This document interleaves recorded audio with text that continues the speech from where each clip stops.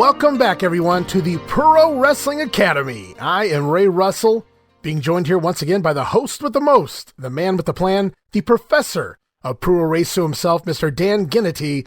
Dan, great to have you back here once again this week, brother. Thanks for having me back, and ding, ding, ding, class is in session. Class in session for episode number 2, the official episode number 2. And just a brief refresher, guys, of what we talked about last week on the program. We had so much going on, Dan. Lots of fun kicking off the official first episode of the program.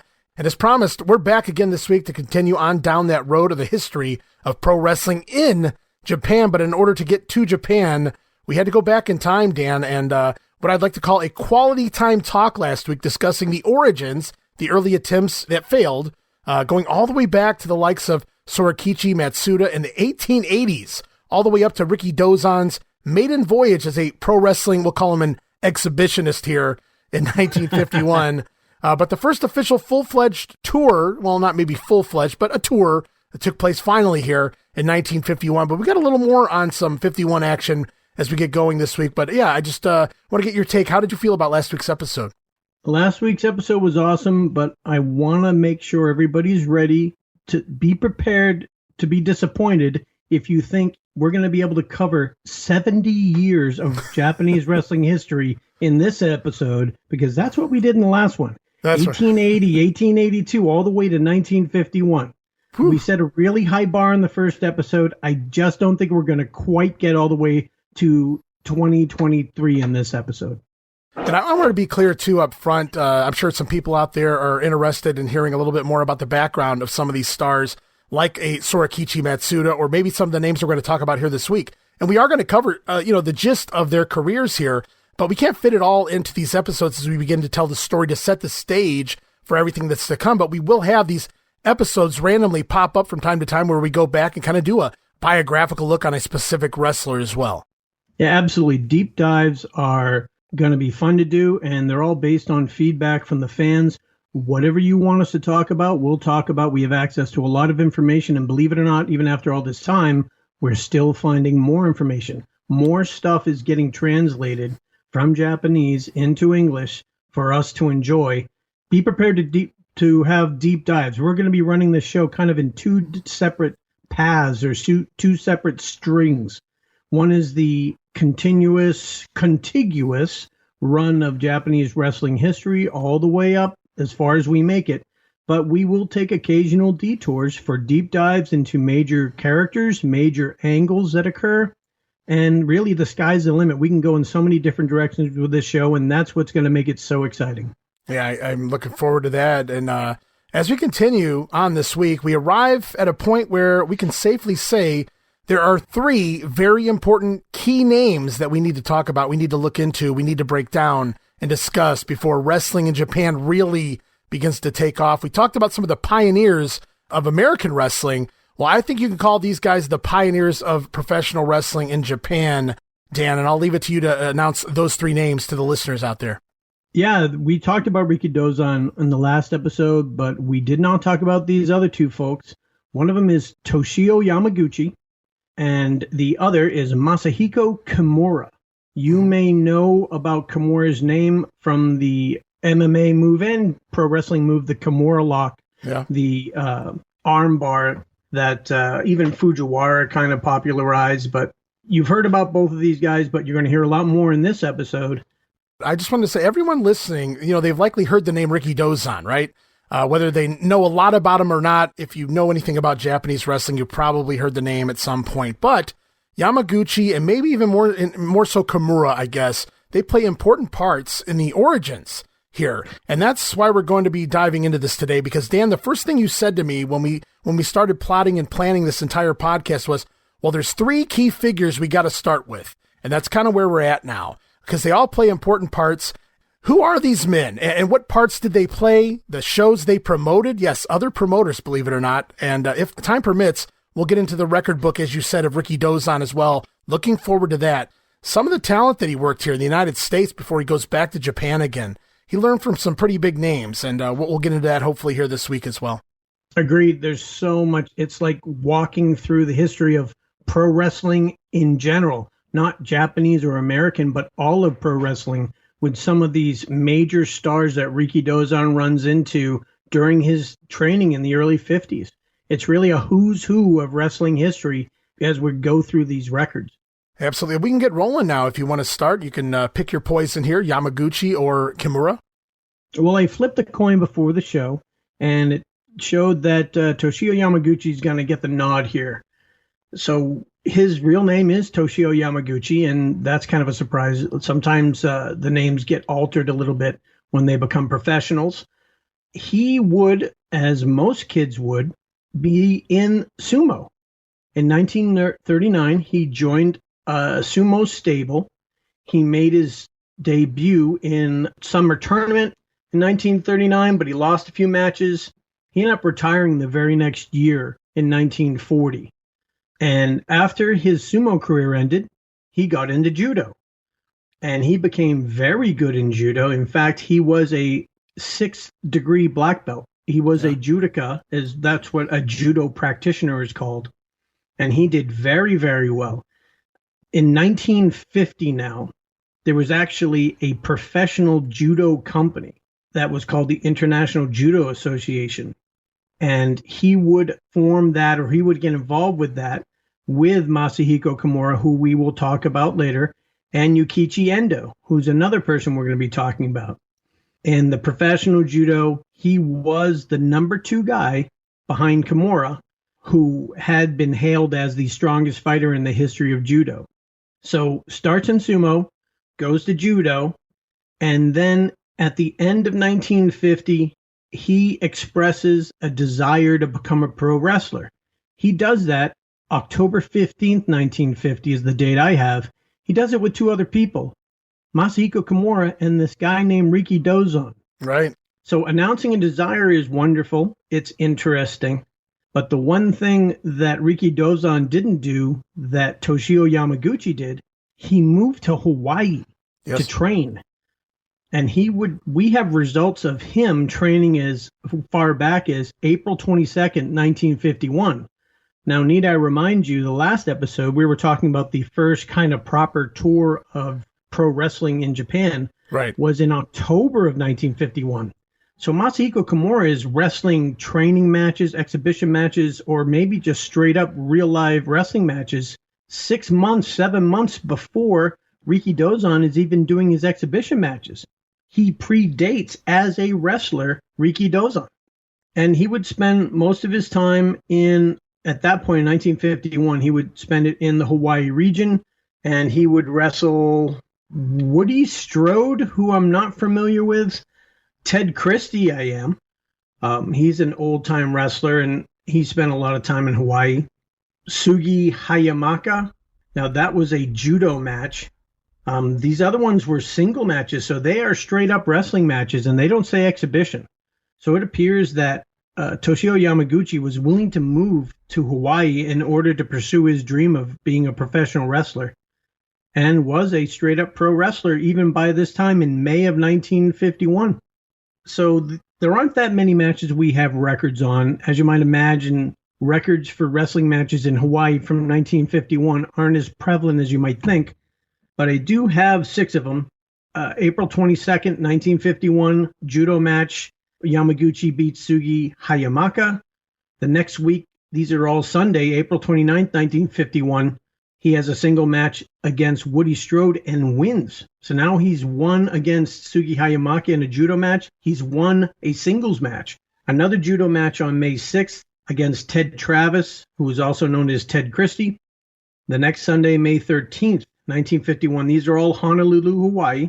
He beats Joe Benacasa. And I'm not familiar with Joe Benacasa either. He doesn't come up in any of my searches for records. You were talking about Woody Strode, so I knew the name, but it wasn't really ringing a bell as to what I could find on him. So I Googled it real quick. I cheated, guys. And I go back and look, and I see why I might have remembered his name, not as a professional wrestler, though he was part-time. He dabbled in it, but he would actually go on to become an actor, and he's got more than 50 credits here on his Wikipedia page I'm looking at. He's been in a lot of movies back in the day. Looks like all the way up to 95. Wow. Yeah, he was out there for quite a while in Hollywood, it appears. I can't imagine. Yeah. Well, it's easier to act in front of a camera than it is in a ring at that point. Let's see. May 20th, 1951, Ted Travis or Ted Christie actually defeats Yamaguchi. May 27th, a tag match this time with Yamaguchi and Oki Shina. Now, this one's spelled Oki Shikina. I'm going to have to verify. I want to make sure because I know Oki Shina, that's kind of spelled with two I's next to each other. He's somebody that we're going to be talking about later. So this one deserves a little bit of extra attention on my part because the spelling is off. Maybe it's just a translation issue. Right. Either way, they beat Andre Adore and Andre Oslin. Andre Oslin is Obira Oslin. And if I recall... They were both part of the Rikidozan tour, Al Karasik's tour that everybody sent over there. Yeah, so less than 6 months later, these two folks are in the first proper tour that's held in Japan. Yeah, and that makes sense. Obviously, part of the Karasik troupe, he's the one that put that all together and had those guys sent over there. So makes complete sense that they would be somewhat involved. Some of these names would be involved anyway. So that's really, I don't have a ton of information I want to give the folks on Toshio Yamaguchi at this time. I want to get him caught up to where Rikidozan, where we left him off, which is the end of 1951. Absolutely. We will bring up his name, Yamaguchi's name, one more time before the end of 1951, but that's not going to happen until we talk about his partner in crime, so to speak, the other person who was willing to move to Hawaii to become a pro wrestler, and that's Masahiko Kimura. Yeah, Kimura gets his start, much like you said, I believe it was October 1950. They all make a declaration that they plan to become a professional wrestler. And I can't remember off the top of I think it was Kimura who went over to Hawaii first in January, and then maybe Yamaguchi followed the following month. But it wasn't long before they began training over there and eventually did become professional wrestlers, as you said, having matches pretty damn quickly here. And that's the way it worked back then. You learned as you went, with some good help on the side. But yeah, I have the same results as you do here. It looks like they break in April. But I wanted to go over the man known as the Demon, Masahiko Kimura. Born September 10th in 1970, but what a life this guy had long before the pro wrestling ring, Dan. This guy was the Babe Ruth of judo. He was unbelievable. He is world-renowned, and you're going to find out as we continue to talk about him why he should be. I don't even really know where to start. You could say so many things. Some things we'll hold off on, but we'll start with he was the All-Japan champion of judo for 13 consecutive years. Yeah, that's insane. And undefeated in amateur as well for 15 years. Yeah, retired undefeated for 15 years. That doesn't happen very often. I think it's happened twice in boxing and one time in judo, as far as I know. So this is a pretty big, important thing. He was built a certain way, and I don't mean physically, that way too, but mentally, because the story goes that he was a bully as a kid, a 10-year-old bully. He beat up on other kids, and there was a teacher who kept stopping it. And he found out that his teacher was a first degree in judoka. And so he decided he would join judo, learn judo to become a second degree, a second dan, so that he could also beat up the teacher. That was his initial reasoning for going into judo. That was his mentality. Hey, this guy's my enemy. I'll take him out too. And that was at 10 years old. So this guy's, like I said, he's wired a certain way from a very early age, right? And I'm not trying to make him out to be a bad guy, but that just spells danger. Yeah, he's a interesting cat. I don't think he was choosing at age 10, do I become a librarian or do I become like a person who fights people? I think it was pretty much his path was set early in life. And it is legendary about his training regimen, not only what he does, how many hours a day he would train. Oh, my God, yes. 7 days a week, 10 hours a day, striking trees up to 1,000 times in a row. These things, there are so many. We could go on for hours about the legendary stories about Masahiko Kimura's training and the things he was able to do physically. And even if half of them were actually true, it would still blow your mind. Yeah. So I'm assuming it's all true. He even started, when he was starting judo, he was practicing 5 hours a day at the age of 10. This is a guy who proved that if you're willing to put the time in, you can really achieve great things. And he's no better example than Masahiko Kimura. No, he put the time in, that's for sure. Yeah, because I was reading too, his mindset. It wasn't that I'm better than everybody else. No matter how many times he won, he always considered his wins lucky. They were lucky wins, feeling that most of his opponents had the capability to defeat him. And that's why his training regimen just kept upping 6, 7, 8, 10 hours every day, pushing, pulling, throwing, striking trees. He trained with trees, people. It's just insane. I mean, that part's not made up. I mean, that actually happened. Now, how many, I don't know. It's like a Jean-Claude Van Damme type movie or something, sitting there whacking a tree all day long, but my God. But he competed, like you said, at 13 consecutive All Japan Championships, 1937 to 1949. And there's even rumor that he was set his standard for himself so high that he thought about, had he ever lost an amateur fight, that he would have to impale himself with a sword, the old Japanese way to go. Luckily, he went out undefeated before he became a pro. Yeah, I'm glad we didn't test that theory. I mean, that's a bold statement to make. Yeah. Luckily, he didn't have to do it. He reached 4th degree black belt before he was out of junior high school. Now, the school system in Japan is a little bit different. Your junior high school is 4 years long. So by the time he got to the 4th year of his junior high school, he was already a 4th degree black belt, which is just, crazy. The dedication and the focus is undeniable. And it shows you, if you have that kind of dedication and focus to anything, you will be successful. Maybe not as successful as Kimura was, but you'll know that you're going to get 100% out of it, because you're definitely putting in 100%. Yeah, and what a lifestyle. He wrestled before the Emperor of Japan in 1940, won a 32-man tournament.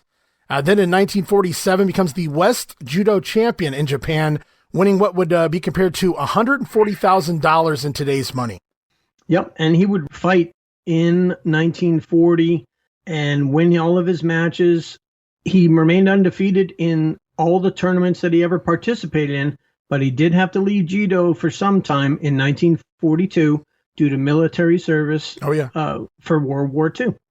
As did a ton of people, Japanese, Americans. There's a ton of, you see a lot of people's win-loss records go out the book. Everybody disappears there right around the early 40s for a little bit, because a lot of people across the world were, engulfed in World War II.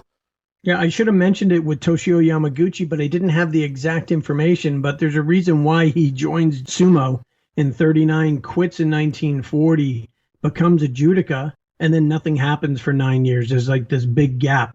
And that's most likely due to World War II, where everything stopped. Everybody was slightly distracted with the World War going on. Right. But Kimura would return after the war and participate in the Western Japan Judo Championship on July 1st, 1947, and defeated everybody again, demonstrating Kimura's undefeated victory in all of his matches. And that just keeps going. I mean, we already told you he's undefeated, so this continues through 48, 49. 49 may be the closest he ever came to losing. Not that he lost, because in the finals, he goes to a 3 overtime finals. So they go into 3 overtime periods. And I think it's co-winners they're determined there, him and Ishikawa. Yeah, I think that's the one where he mentions in his book that he sees other folks starting to copy his training regimen, at least in the amount of hours they're devoting to it. Mm-hmm. And he used to do 6 or 7 hours a day in the late 40s, but he's always thinking somebody's catching up, somebody's doing more. He came to the conclusion that he would have to try, quote, 3 times as hard. That's when his training time exceeded 10 hours a day. Right. And he would compete in 100 sparring sessions every day. He would do weight training, one of the first adopters of weight training. And his strength was legendary. The things he was able to do with a dumbbell and how many reps. I don't know how much competition he had at the time, but everyone thought that they were like legit feats of strength that you would see at a circus or a large show. Well, needless to say, after 15 years, he dominated the amateurs, and there's only one way to go from there, and that's to go pro. And he does that there in his early 30s, and he takes his abilities on tour, so to speak, kind of like Ed Santel did. Remember that when he went over to Japan? Well, now it's Kimura's turn to take his talents out there, and he's going to go out there and try to earn some money by showcasing his abilities. Yeah, it was February 1950. And it was his teacher, Tatsukuma Ushijima, had launched this International Judo Association. Uh-huh.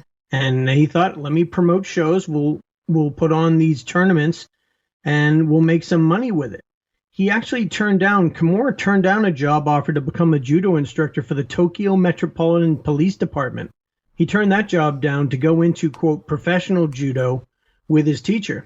And alongside Masahiko Kimura, Toshio Yamaguchi and Kokichi Endo were also in this professional judo association. These guys had pretty good ties with each other, and that's very important in the long run. Yeah, it sure is, and they all turned out to be pro wrestlers, so now you're seeing that bridge. That's why we mentioned judo, the 1880. That's why we started with 1880, because it all matters. It all ties in to these physical grappling fighting sports that lead to Japanese wrestling starting and having instant credibility. Mm-hmm. They toured the country, but the customers gradually decreased, had trouble getting sponsors, and they ended up not being able to make money.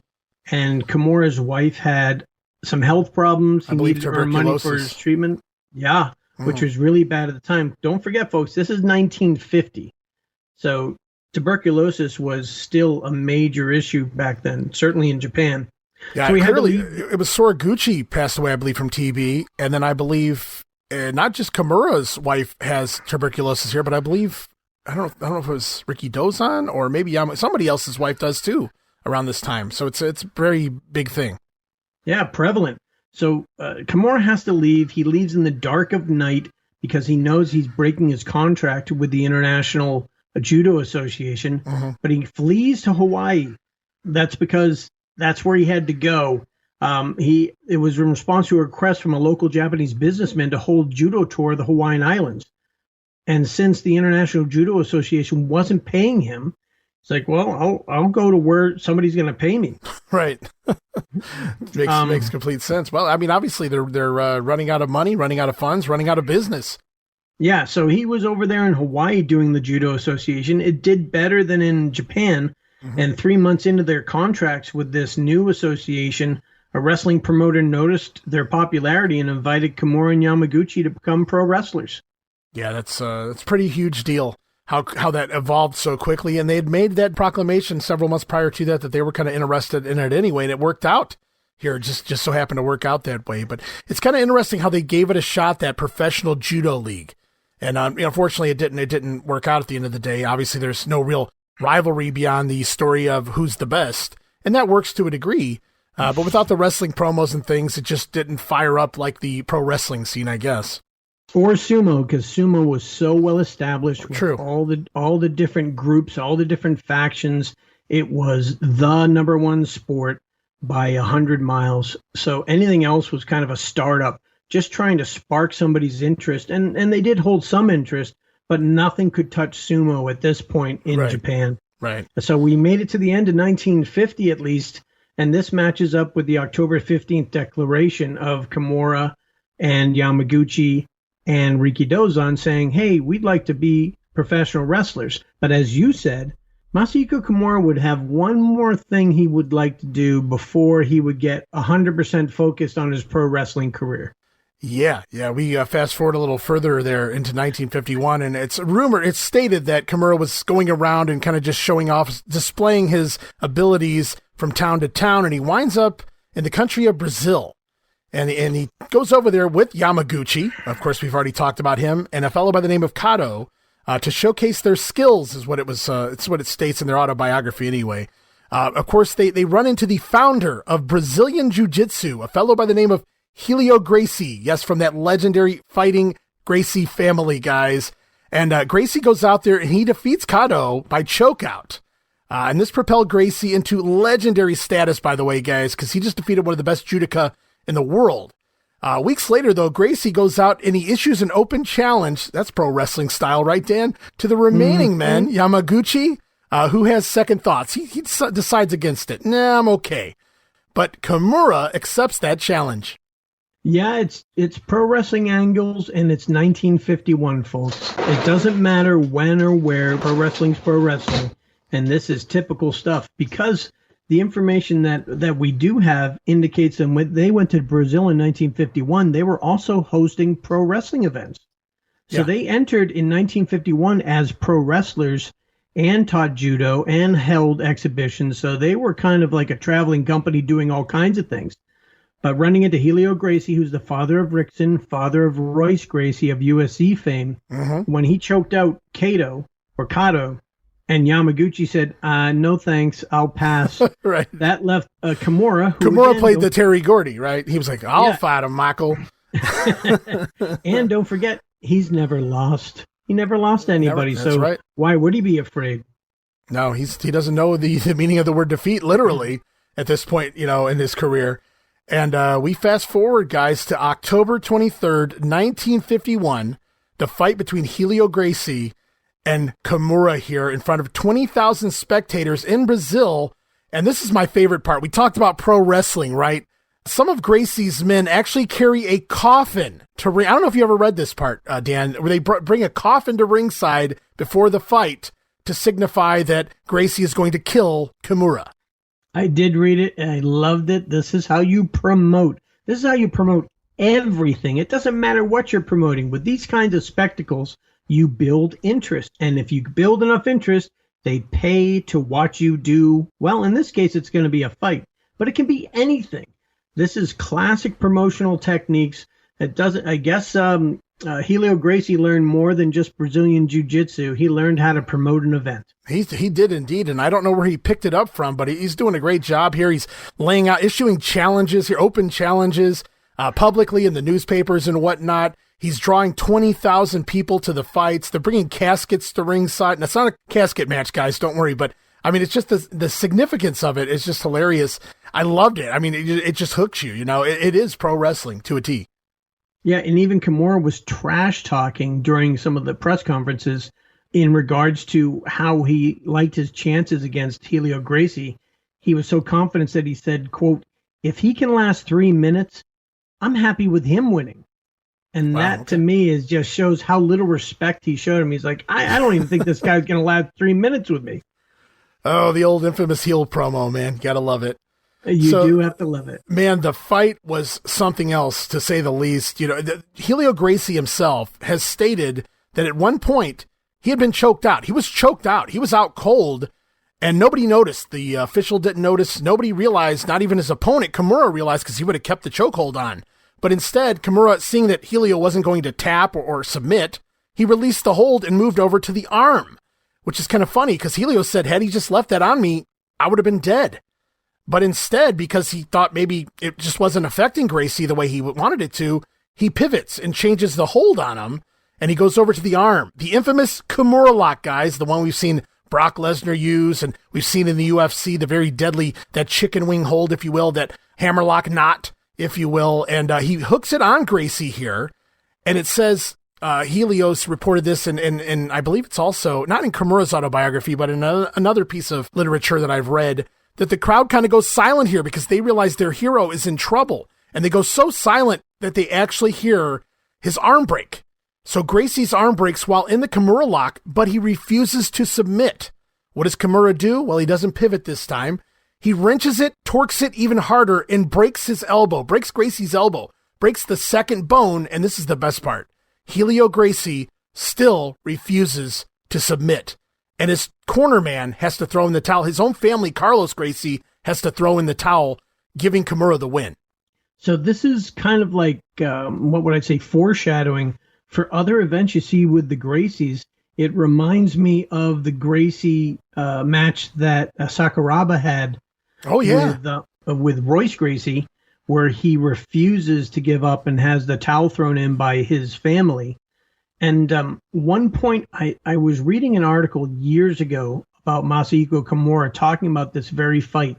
And one of the things he said in there when he had that chokehold on him was that the mat was very soft, almost like pillowy. Yes. So you couldn't use, like if you have a hard mat, that's something you can use leverage on. So your elbow or whatever you have on the mat, you can use that as mechanical leverage and a mechanical, almost like strengthening your choke. In this case, the mat was so soft, he felt like he thought he had it locked in, but it was too hard to tell because the mat was so soft.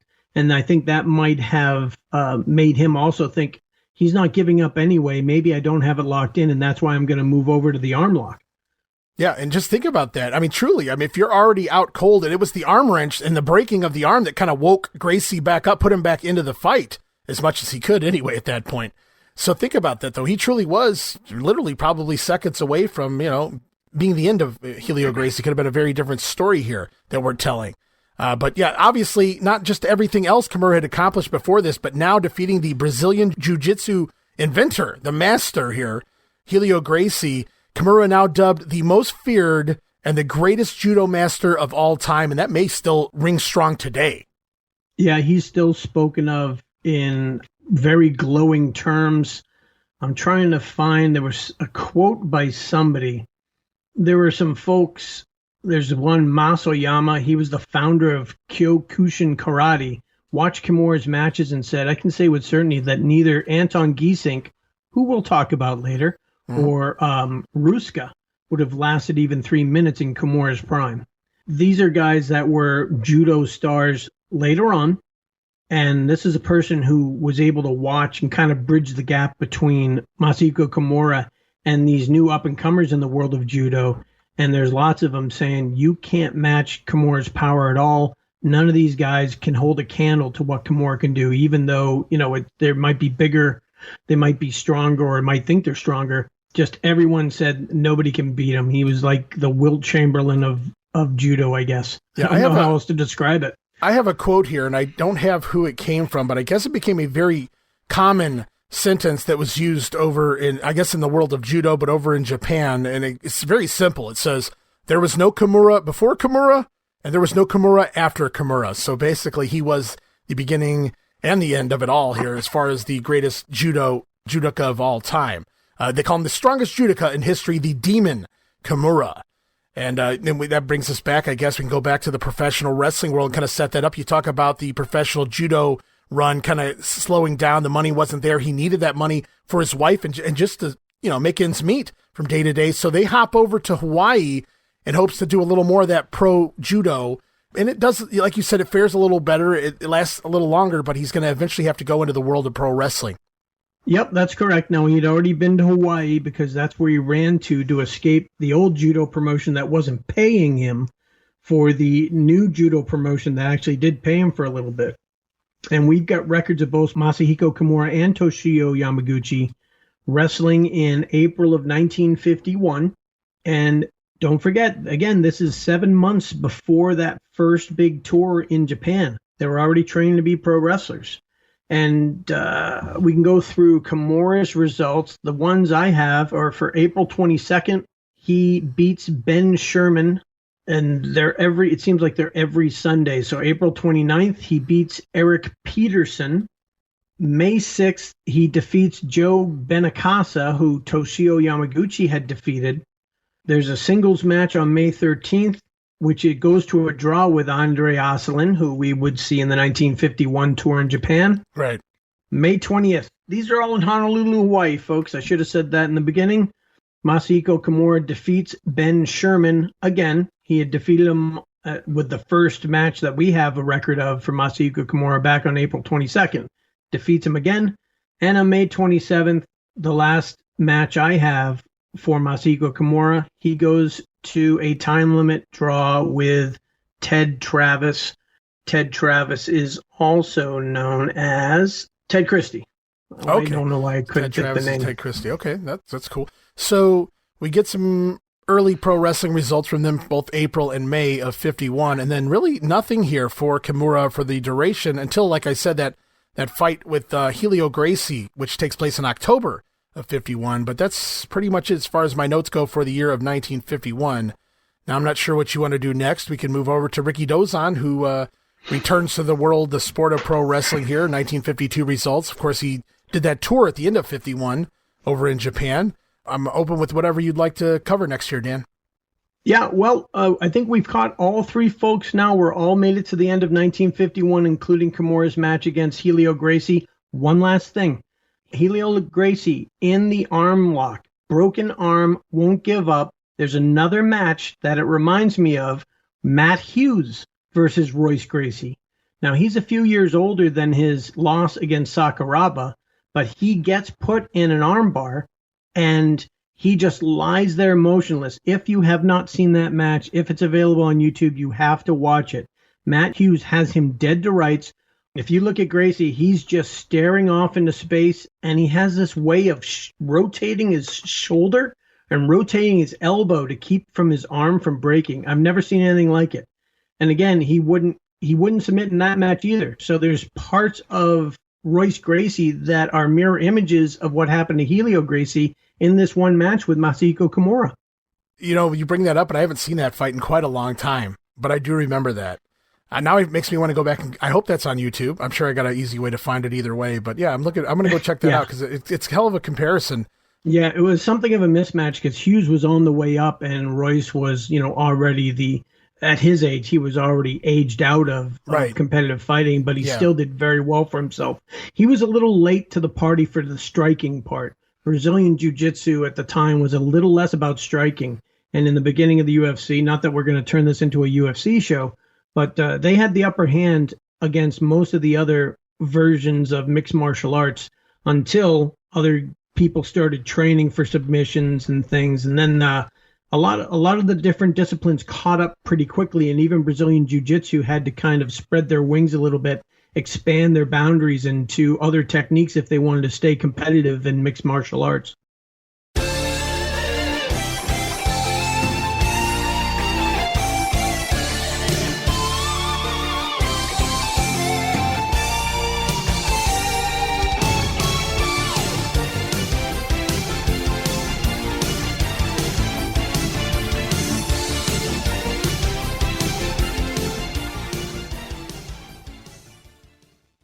Hey guys, Ray Russell here of the WrestleCopia Podcast Network, located over at WrestleCopia.com.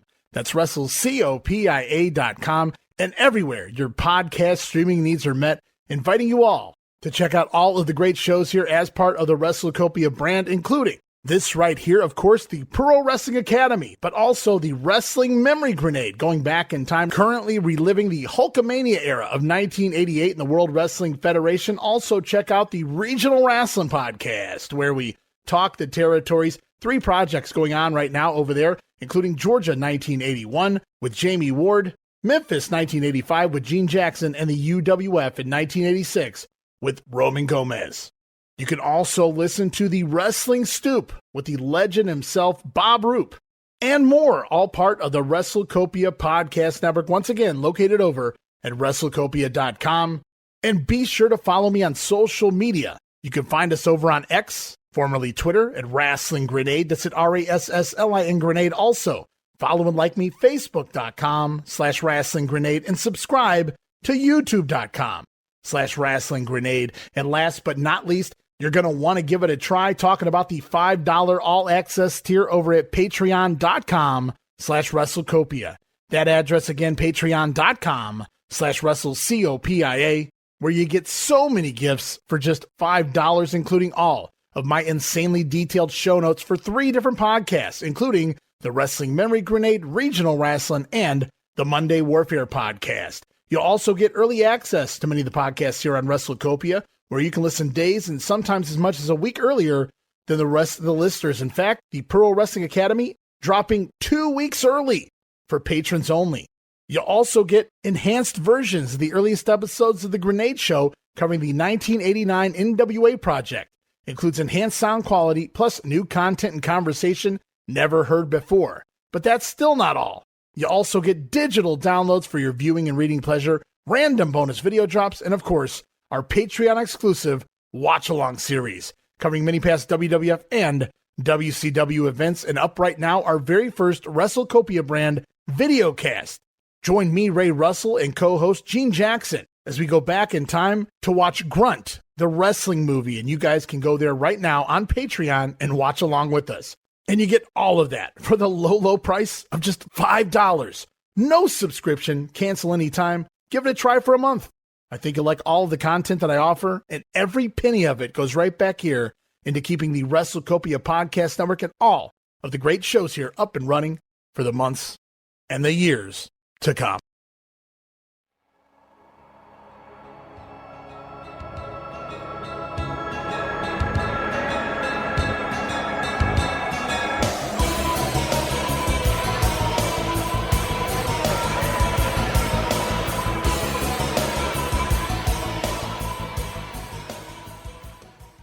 Now, lucky for us is we've covered Yamaguchi, we've covered Kimura, we've kind of, like you said, caught everyone up to 1951, the end of 51. Now we're moving into a new year here this week on the program, 1952. We're going to take a look at, you have Rikidozan's record book. So we have pretty much every match that he ever competed in, I do believe, moving forward. And what I did some due diligence here and went online, and a lot of these guys that he works with, I know something about, so I jotted down the notes I knew first, and then I went back and did a deeper dive and kind of added some notes too. So as we go through, just to give credibility to Rikidozan, the guys he's stepping in the ring with, who he's working with, what he might have learned from whoever and whatnot, I've kind of added just a few notes for pretty much every name down this line here in 52. So we'll pause after some of these matches and maybe discuss, some of the names. Okay, you want to start with the first match that I have a record of, Yep, February 17th? And he'll wrestle in Hawaii for a good number of months, so all of these results are going to start from Honolulu, Hawaii. And on February 17th, he would defeat Chief Little Wolf. Okay, see, I didn't know a whole lot about Chief Little Wolf. I didn't know what I was going to get out of him, but actually, he was a pretty big deal once upon a time. Spent about 25 years in the business, and according to his biography anyway, it says he fought 1,141 matches for 501 wins, 178 draws, and 357 losses, so fairly decent name. Worked a lot in Australia. He was a folk hero over in Australia and New Zealand, is what they say. Worked a lot here in the States as well, but his biggest match took place July 8th, 1935. Chief Little Wolf wrestled the NWA, a heavyweight champion at the time by the name of Dano O'Mahony at Yankee Stadium in New York City for a heavyweight title match. So he was out there in Yankee Stadium competing against Dano O'Mahony. Yeah, once you mentioned Mahoney's name, I said, this is a Boston guy. This is he was the recognized world champion kind of in the Northeast area. Right. And that's like a whole different world, talking about the different territories in the United States and how they all tried to lay claim to heavyweight championship. Right. Yeah, there are books about this. In fact, there was one book, I think it was Jim Cornette, just had the author on his show a couple weeks ago talking about how deep he was digging into the very early days. And Dano Mahoney's name did come up. And we go here. Rikidozan scores the win there over Chief Little Wolf. Following that, what do we got? February 24th. And like you said, we're going to be in Honolulu through, I believe, the beginning of June. So we'll just, everybody, as we read off the dates, let's just pretend that we know already that it's Honolulu, Hawaii, at least till we get to the West Coast. Yeah, I'm also assuming it's Sunday because these are all 1 week apart. It's like every week he's wrestling, and I think it's every Sunday in Honolulu, Hawaii. February 24th, 1952. Andre Asselin, who we already knew about from the prior tour. Yep. We talked about him last week on the show. On March 2nd, Honolulu, Hawaii. This one actually has the venue listed. I don't know if they're all the same, but this one lists the Civic Auditorium. He would go to a time limit draw with Lucky Simonovic, who was a Croatian or Yugoslavian. I'm not really sure by that, but he was trained by Al Karasik, who was the promoter here in Hawaii at the time. I got some notes here on Simonovic real quick. Born in 1919, debuted 1943, and he'll wind up doing some tours of Japan upcoming here in the 1950s and early 60s. But basically a predominantly Hawaii and West Coast wrestler, 2-time Hawaii heavyweight champion and 4-time Hawaii tag team champion. So pretty well known in the state of Hawaii. I could think of worse places to work than Hawaii. I can see why some of these guys become mainstays. Why would you ever want to leave? Oh, back when there was money to be made. Yeah, it's till the end of the 70s. Yeah, I don't blame any of them. We'll go to March 9th, Honolulu, Hawaii, Civic Auditorium. Rikidozan would defeat Pete Peterson. Pete Peterson, basically a journeyman, traveled all around the United States, but primarily wrestled in San Francisco, working over there for Joe Malkowicz. So, but he was in the business for quite a while, from the mid-30s to the end of the 50s here. So he's, I don't know if he's still in his prime, but he's certainly got a few years left on his schedule. Got it. We'll go to the next one. March 16th, Rikidozan defeats Dick Raines. Dick Raines, master of the backbreaker, one of the first guys to really utilize the backbreaker hold. Wrestled for 40 years from 1931 to 1971. One of the true heat getters of his era as well. Reportedly stabbed several times by fans here in Hawaii, often causing many riots on the West Coast as well. It says that he traveled and got over really well in the future AWA territory as well as the Dallas promotion. He's also got a nice little feature on him in the book, The Pro Wrestling Hall of Fame, The Heels. So you can read a little bit more about Dick reigns there. He eventually going to go on to retire at the beginning of the 70s and turn a good guy by becoming a referee in the Dallas promotion. Got it. We'll move on to March 23rd. This is a draw. Rikidozan draws with Bud Curtis. Bud Curtis has a match online. I Googled it. Check him out, guys, if you're kind of interested in some of the guys Rikidozan stepped in the ring with. Bud Curtis does a 45-minute match on YouTube, teaming with John Tolis against the likes of Freddie Blassie and Larry Hamilton. It's going to be very interesting to check some of these names out. A lot of these names, now that we're in the 50s, Dan, there's video footage of them out there on YouTube. People can kind of check them out and get an idea. But again, like a lot of these names, another mostly West Coast wrestler here, Bud Curtis. Yeah, we do need to remember this is the early 50s, so this is right before, this is the golden age of pro wrestling on television in America. It's about to get saturated, but that won't happen for a couple of years yet. So you're going to be seeing a lot of these guys, and you can have access to a lot of them on YouTube. In fact, this next match is going to have that. April 6th. Now it's a tag match with Oki Shikina versus Carl Davis and the Red Scorpion, who is really Tom Rice. Yeah, this is the Oki Shikina from the 30s to the 50s, from Japan initially, but he moved to Hawaii. And he's the original Oki Shikina, I say, because we've seen a couple of them throughout wrestling history. I guess, it's the sincerest form of flattery is imitation. But he was, a training partner and trainer of Rikidozan. And he was also eventually going to become the senior referee for the JWA. Oh, I wasn't even aware that he worked with the JWA. Let's talk about the finish here. The finish of this match on April 6th. I'm not seeing a note here. I don't have information on the finish other than Davis pinning Oki. I just thought it was interesting because Rikidozan's is technically on the losing end of the matchup. That's technically his first loss, even though he hasn't been pinned or anything like that. I just thought that was kind of interesting here. Oh, I apologize. Yes, so this is a classic case of protecting somebody that you want to push, in my opinion. You put him in a tag match, his team takes the loss, he does not take the pin. Right.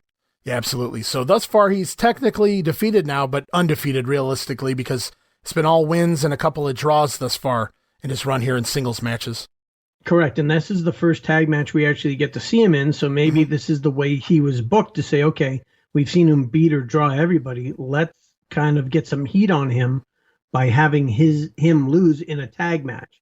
It's, again, it goes back to, as you were saying earlier, as far as like pro wrestling's always been pro wrestling, why try to fix something that's not broken? And this is just your old school way of protecting someone, and they lose the match, but they don't really lose. Yeah, it's a way to protect him, even though he takes the loss. It gives him a reason to be angry, but not angry because he got pinned, just angry that his team took the loss. Yeah, the only thing missing there was a heel turn. How dare you lose my first match here in the United States? Oh, man. The next name coming up here, well, this is a pretty big name. Now, a lot of people might not recognize this name. He gets lost in time. Why don't you tell them about April 13th? April 13th, Honolulu, Hawaii. Rikidozan defeats Carl Davis. This is Killer Carl Davis, one of the biggest heels of the 1930s and 40s, claimant of the original world heavyweight title. Which one? You take your guess. Having defeated, though, he did score wins, both by decision, but still a pretty big deal. Carl Davis once defeated Jim Londos and Ed Strangler Lewis on decisions. So he was kind of hanging around there. And in 1938, after defeating Yvon Robert in a best 2 out of 3 falls match at the Montreal Forum, a fan broke through the security, or I'm sure there was tons of it back in those days, and reportedly slashed Killer Carl Davis across the face deeply through his skin. Davis required a total of 46 stitches, 17 on the inside of his mouth and 29 on the outside. So, he's been through the wars here.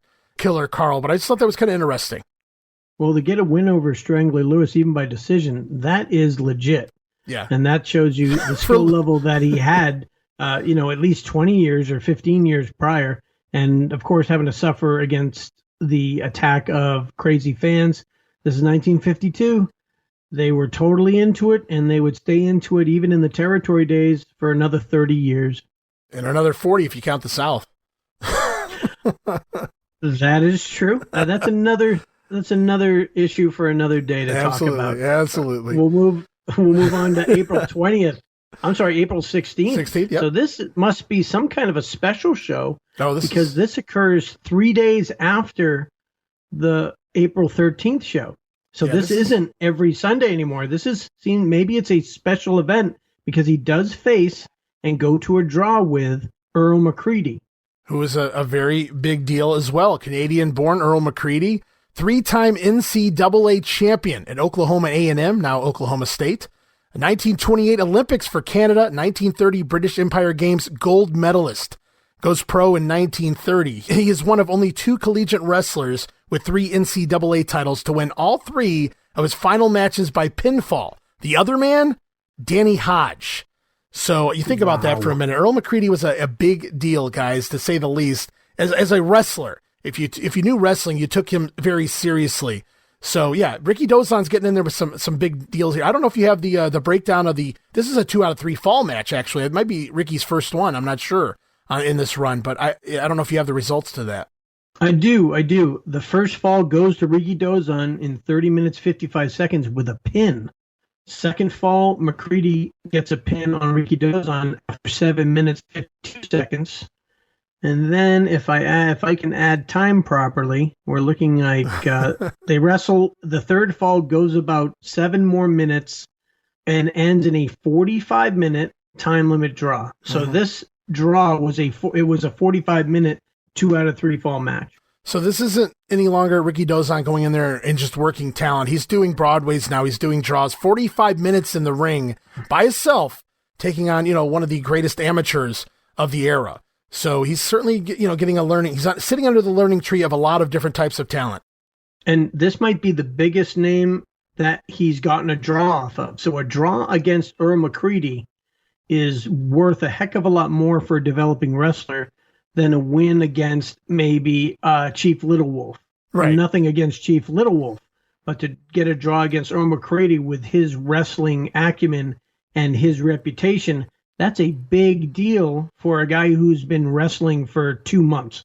I mean, that's a huge show. I'm going to have to do a little more deep dive on that one, Dan. Maybe we'll revisit that at some point and kind of get an idea of what that was. Because like you said, that show only took place not 7 days later, but only, 3 days later.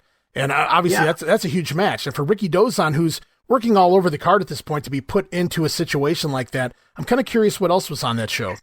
Yeah, I was just now noticing that the timing didn't match up, and it was only a few days after. So there could be a super show that we're looking at here on April 16th, 1952. We'll do some digging, and we can maybe we'll be able to find what else was on this card, because it sounds like a big one.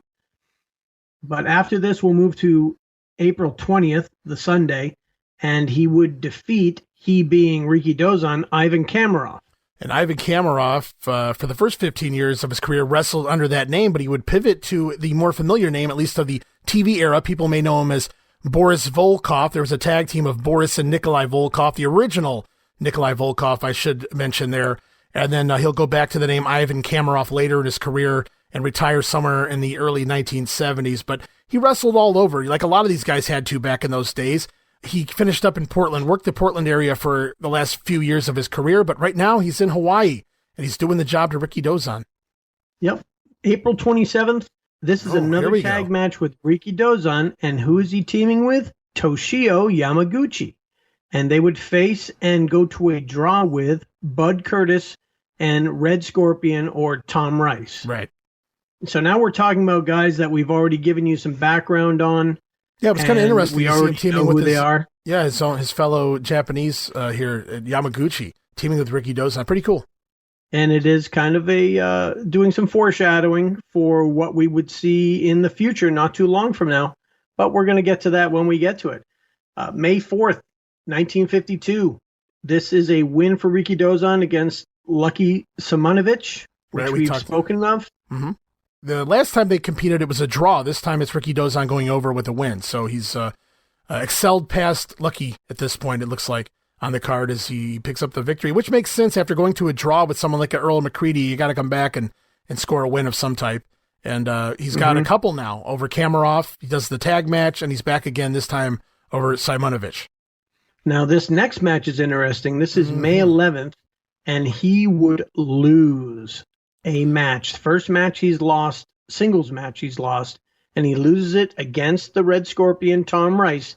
Now, think about this. He first runs into Tom Rice in a tag match with Oki Shikina. Mm-hmm. They lose that match, but it's Oki who takes the pin.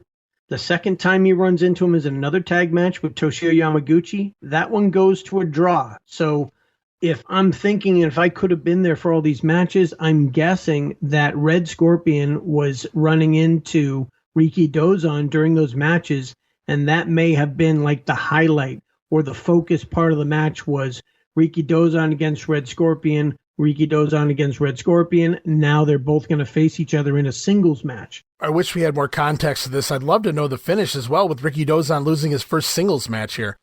Yeah, I'd like to see if it was kind of a schoolboy pin or something out of the ordinary, or maybe even a schmoz loss. Yeah, that's what I was thinking too. Some sort of a count-out deal, something along those lines.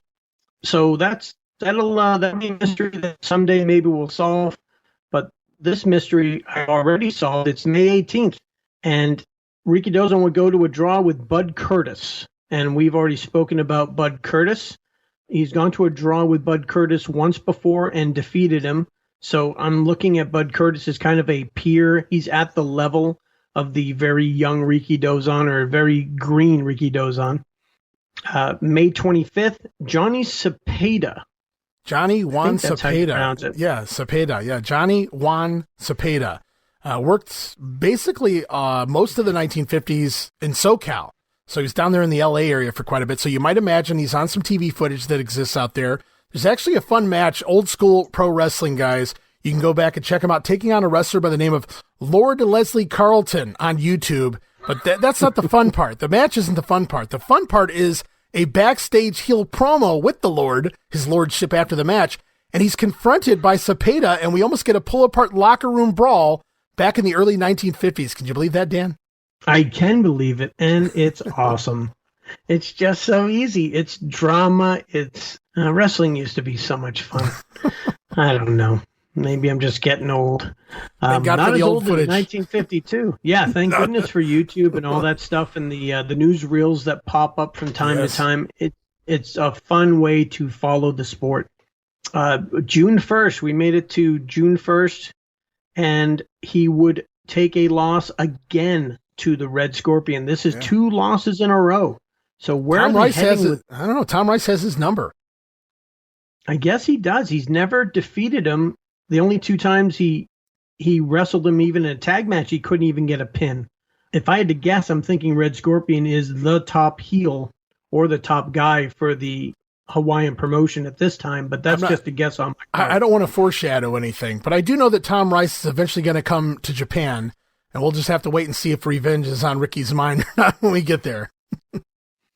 I have some, I don't know how this information works out. I've got question marks next to the results, but it appears that Rikidozan may have wrestled twice on June 8th in Honolulu, one defeating Armand Tunney, and the second going to a draw against Ray Dong. Ray Dong. Now, here's the thing. It had me wondering because, it's got both matches here. It says a win over Tunney and a draw with this guy, Dong. Yeah, it would make sense if he beat both of them. I wouldn't even think twice about it and say maybe they were mid-carders, that they were just running him through because the tour was ending and Rikidozan was going to be leaving Hawaii shortly thereafter. But to take a draw against Ray Dong makes me wonder if maybe since he was if he was sticking around, maybe they wanted to give him something of a rub to try to push him. It's so many mysteries with random results from 1952. Okay, so we've made it to the end of his run in Hawaii. Mm-hmm. Rikidozan is going to be heading to San Francisco, California. So he leaves Al Karasik, and he goes over to his good buddy. Karasik and Malkowicz, they were the ones that featured most of the gaijin talent that we would see in the early years of Japanese professional wrestling. So it only makes sense that the guys leaving Hawaii would head over to San Francisco. Yep, and his very first match that we have a record of with Rikidozan is on June 17th in San Francisco, California. He defeats Danny Pletches. And that's a fun one. Danny Bulldog Pletches. And there's some footage of him, at least in the Dallas territory, I remember out there. I remember watching it back in the 90s. He was trained by John Pisak, so he kind of had an idea of what to do out there. He was actually the trainer of one Nick Big Bully Busick, by the way, for those curious as well, was the Bulldog here. But he spent 30 years in the career in the ring, wrestling off and on into the 70s. But in his latter years, he was wise. He got the book in Dallas. He worked as a booker in Dallas, but instead of putting himself over like most bookers, he kept himself in the enhancement role to help promote the up-and-comers, the next generation of stars, because he wasn't trying to continue to put himself over. He was trying to make money by that point, Dan, and he was a smart guy. So he would go on to become a booker and a referee as well there in the Texas territory. Okay, we'll go now. These aren't going to be spaced out every week because this is an operating promotion in the United States, the contiguous United States. And they usually have a loop of towns. So we went from June 17th. And that was a win. I don't know if you mentioned that was a win. Yep, he did. He defeated him to welcome to San Francisco. Here's a win over Danny Pletchis. The next day in Stockton, California, he is in a tag team with Gino Garibaldi, and they beat the team of Lee Kalima and Danny Pletchis. Yeah, and of course, for anybody out there that knows the last name Garibaldi, the wrestling family, the Garibaldis from the West Coast, Gino Garibaldi, one of the originals with brother Chick, and he's also the father of Leo Garibaldi as Gino here. Yep, and they would fight the very next day on the 19th of June, Marysville, California. Again, another tag team, Rikidozan with Enrique Torres. Now there's a name. And they win again, this time by DQ, against Danny Pletchis and Ben Sharp. Ben Sharp, yes, one of the famous Sharp brothers. Of course, Mike Sharp, his brother, and we know Iron Mike Sharp, the second-generation star. So Ben Sharp is the uncle of Mike Sharp. I got more on Ben Sharp when we get to the Sharp brothers invading Japan, so we'll save that from there. But talking about famous brother teams, Enrique Torres, a famous trio brother group long before the Guerreros. It was Alberto, Ramon, and Enrique Torres, I believe the oldest of the three, wrestled all throughout the 50s and 60s. Well over 36 territory titles under Enrique's belt. I mean, he was champion pretty much everywhere he went. San Francisco, Los Angeles, the Mid-Atlantic, Georgia, Texas. I mean, just all over the place, including, I believe, he was also the Los Angeles version of the world champion at some point here in the 50s. I believe I read that as well, that Torres had a long, storied history out in the West Coast. Oh, yeah. Next day. Another day goes by, June 20th, Antioch, California. Rikidozan defeats Pete Peterson, who we had spoken about previously. Mm-hmm. Now we have a couple days off. June 23rd, Vallejo, California, tag team with Mario D'Souza, defeating Danny Pletchis and Ben Sharp. So D'Souza's kind of important only because he teams with Rikidozan quite a bit here in the upcoming weeks. D'Souza, though, his career, it was brief, less than 10 years from what I could find, spanning just most of the 1950s. Still, besides Carlos Roca, arguably the number 2 most popular Portuguese pro wrestler. Sorry, Aldo Montoya, but I guess you could throw Ali Pasha in there too. Yeah, so he was basically, his gimmick was that, hey, I'm a Portuguese wrestler, so he's got that descent. I'm sure he was billed as a Portuguese heavyweight champion somewhere at some time, but I guess he was a pretty decent talent out here, teaming with Rikidozan. We're going to see his name a few times here, I believe. Yeah, I see quite a bit of him running all the way into the end of August. Okay. And we're still in June. We've got a couple months to go here with Rikidozan matches. Next one, June 24th. So this is a week after his debut in June 17th. June 24th, a week later, back in San Francisco, defeating Pete Peterson, which we've spoken about. Next day, this time, instead of being Stockton, California on the 18th, a week later, they're in Richmond, California, and he defeats a person he faced in a tag match earlier, Lee Kalima. Yeah, Hilo Lee Kalima also wrestled as Kubla Khan, one of many, I'm sure. Hawaiian. Yeah. He was actually a Hawaiian wrestler. He turned actor. He actually did knockoff jobs. He was like Odd Job. He was the second Harold Sakata, basically. People that couldn't afford Sakata would use Lee Kalima to do kind of an Odd Job character. A lot of TV shows, especially in the 1970s.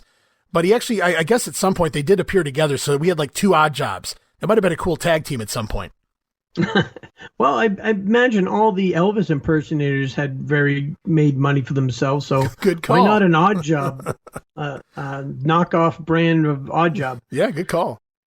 June 26th, Marysville, California, tag team with Mario D'Souza, defeating Hans Schnabel and Juan Humberto. Juan Humberto. born 1905. So he actually got his start back in the mid-20s. So he's long in the tooth already. He's not going to retire for another good 10 years or so, about age 60.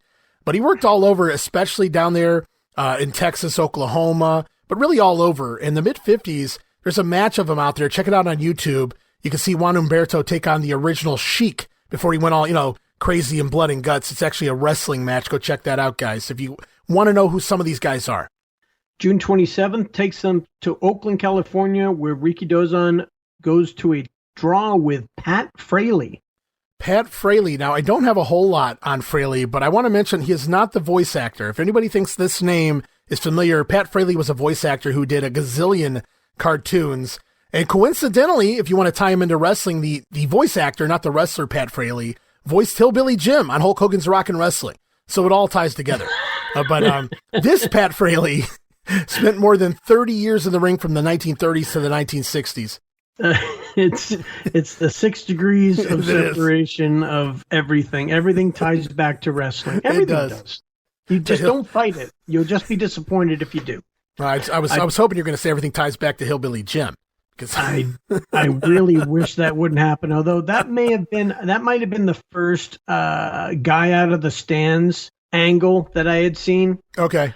So I was excited about it because he was jacked until he got in the ring. Yeah. Well. And then when he got in the ring, it was like, the bell rang. Yeah, there you go. Yeah. Luckily, Outback Jack would follow closely thereafter, and then Hillbilly Jim would be raised in my estimation. Yeah, that'll do it.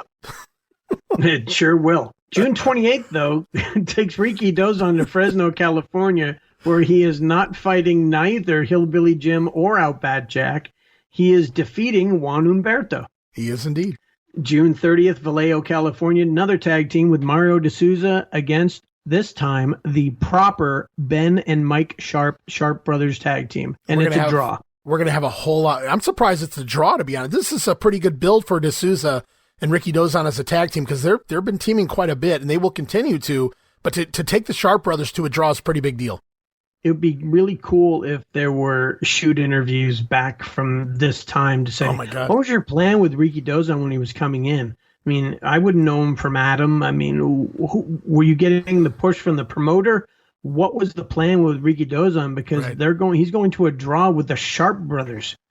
Yeah, and I got a ton on them when we get to them, but that's not until we actually get to Japan. But yeah, the Sharp Brothers, for those who don't know or may have just heard the names, they were one of the biggest tag teams of that era. Huge. Everybody knew the Sharp Brothers. We're going to go to July. We made it to July 2nd in San Jose, California. A draw. Rikidozan draws against Pete Peterson, which is kind of a step down because he beat him in the last match in San Francisco a week and a half later. So who knows? Maybe they're building to something. When you read the results in chronological order, you can see some of the booking decisions and how they might build to a certain match or elevating one wrestler over the other. So we're just going to have to pay attention to this and follow it through. The next match I have is either the third or the fourth. I'm not sure which one. It's in Monterey, California. And Rikidozan defeats Angelo Sistoldi. I don't have a whole lot on him. He's actually coming close to the end of his career, finishing up in the mid-50s. Mostly worked in the Boston and San Francisco territories. Yep, and he's in California here, so it looks like he's wrapping it up in California. July 5th, Modesto, California. This one actually I have record of the venue. It's the Uptown Arena, and I don't have a result, but I know he fought Pete Peterson. Now, the last match was a draw. The prior match was a win for Rikidozan, so I don't know. Is this a loss? Do we not know about this one? Well, who can tell? I'm going to guess. I'm going to say after a win and a draw, it's got to be another win or a draw. I don't see him losing to Pete Peterson, who is at best a mid-carder at this point, from my understanding. And also, at the same time, I think they're saving Rikidozan's very first loss for a very big name here. Yeah, I'm agreeing with you, and I'm going to say it's a draw, and I'm going to explain why in about 45 seconds. Amazing. I love it. July 8th, San Francisco, California. Rikidozan defeats Hans Schnabel, who he did have a tag match win against earlier in June. Well, Hans Schnabel was kind of an interesting character because he broke in the 30s, right? But he was pretty much, I don't know, I can't say that he was the first, but he was one of the first guys to do the German gimmick. So he broke in during World War II. And so he obviously, needless to say, he had a whole lot of heat. Now, guys would continue to do that shtick well beyond, the end of the war, all the way into the 80s, really. But yeah, he was one of the originals to do that. So you got to think about that for a minute, the heat that guy was getting. And he worked all over. He didn't just work the United States, but he worked at places like South Africa and Japan as well, doing this German gimmick. And in 1952, the wounds are still fresh. Sure. All of World War II, occupation, all of that stuff. This was tailor-made for television and tailor-made for an easy bad guy to hate, is a German gimmick in 1952. Yeah, he wouldn't have to do much more than raise his hand, and he get the heat. Yeah, it worked for Kevin Nash as well, right? Or was that JBL who did it? JBL, although never mind, I won't even get into Kevin Nash. Let's not, please. Okay, so now we've made it to July 9th, Richmond, California. Pete Peterson again, another draw. And that's what makes me think that the Modesto match was also a draw, because he got that first win, and now it's just a series of draws. So it's almost like they're building up Pete Peterson to do something, maybe in a tag match. Let's find out what the next match is on July 10th. Here's a good one. July 10th. Marysville, California. Another tag team match with Rikidozan and Mario D'Souza against Leo Nomalini and Gio Garibaldi. Yeah, so Gino Garibaldi, we talked about the Garibaldis for a second earlier, but they go to a draw here, this tag team match. And what caught me, right there, Leo Nomalini involved in this match up against Rikidozan had to be cool, because a lot of people know the Nomalini name if you study professional football history or professional wrestling history. He was a big deal in both. He was an offensive and defensive tackle for the San Francisco 49ers, so it makes sense. He's over as hell out here in San Francisco. A 10-time Pro Bowler, 6-time first-team All-Pro, Pro Football Hall of Famer, Dan. Broke in San Francisco here as a wrestler. Eventually, in what would become the AWA, he really took off there in Minnesota as well. Shortly after this, at once upon a time, he beat Lou Thez 3 falls as the NWA World Heavyweight Championship was on the line. Now, however, the third fall was by disqualification. The story, if you read between the lines, was that Thez was so feared that he was going to lose the title that he began stomping on Nomalini, not allowing him to get back in the ring for the third fall, and thus Thez getting disqualified for fear of losing the belt. So he does defeat Thez, the world champion at one point. He never actually gets the title, but he worked the world champion. He was in that caliber. That sounds like a Ric Flair maneuver where you lose the third fall by DQ, so you don't get 2 falls over the guy. Yeah, Lou Thez was like one of those tweeners, right? They call him a tweener. Kind of like Grumpy Wrestling 2. I will take that under advisement. July 11th in Oakland, California. Now, check this out. Now I'm confused. Maybe I shouldn't be a picker. Okay. Rikidozan's in a tag team match with Pete Peterson. Yes. So is this the payoff? Now they're draw. They are total peers at this point. Well, one direction you can go is, we can't beat each other. Let's fight together. And let's see how that works out. Unfortunately, well, we don't have who took the fall. I can guess who took the fall, but they lose in a tag team match against Hans Schnabel and the Zebra Kid. Now George Bolus. Yeah, George Bolus. One of the greatest heels of that entire era. And he started here. He broke in Warren, Ohio here, working for Al Haft. While he was in college, he would wear the mask in the off seasons and work professional, because you couldn't wrestle professionally because it was real, You couldn't be a professional sports athlete and play in college. So he would actually wear a mask and wrestle while he was still in college here. An NCAA heavyweight champion, Ohio State Athletic Hall of Fame, quickly turned into the Zebra Kid by 1948. And I do believe he unmasked a record-breaking 16 times throughout his career, including one of those times to a fellow by the name of Rikidozan. You gotta love pro wrestling. Who else can get unmasked 16 times? You'd think the first 15 would be enough, and they said, all right, George, we've seen it. We've seen you without the mask. Let it go. Nope, he's going in for one more demasking. Gotta love it. Yeah, around the horn even, back in the day, you could get away with that. Just city to city do the job if you were leaving town or whatever the case may be. His career kind of took a weird, awkward turn later in the 60s. He moved to Europe and tried to promote out there, but he was actually ripped off by his cousin. I guess they were promoting shows, they were doing well, and then his cousin stole all the money and left town.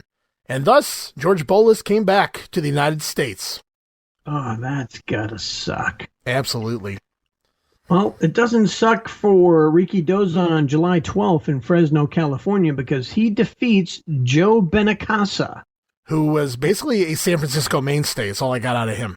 Fair enough. July 14th, my birthday, Sacramento, California, Angelo Sistoldi is defeated by Rikidozan. July 16th, San Jose, California, Rikidozan defeats Juan Humberto. July 19th in Modesto, California, it's a best out of 3 fall win for Rikidozan over Joe Benacasa. It's 2 straight falls. July 21st, Vallejo, California, tag team, Rikidozan, Mario D'Souza, defeating Juan Humberto and Angelo Sistoldi by DQ. July 23rd, San Jose, California, Rikidozan goes to a draw with Hans Schnabel. July 25th, Oakland, California, Zebra Kid goes to a draw with Rikidozan. Be there. I feel like I'm the WCW guy reading off the house show. Freddie Miller. Gosh. Good times. July 26th, Modesto, California. Tag team, Rikidozan, Mario D'Souza, defeating Zebra Kid and Juan Humberto. 2 straight falls, although one is a DQ. Right. I guess that's how that worked out. July 28th, Vallejo, California. Rikidozan and Mario D'Souza defeat Mike Sharp and the Zebra Kid. So we're getting all kinds of combinations between the Sharps. Hell of a tag team, Kid. but lots of D'Souza teaming with Rikidozan.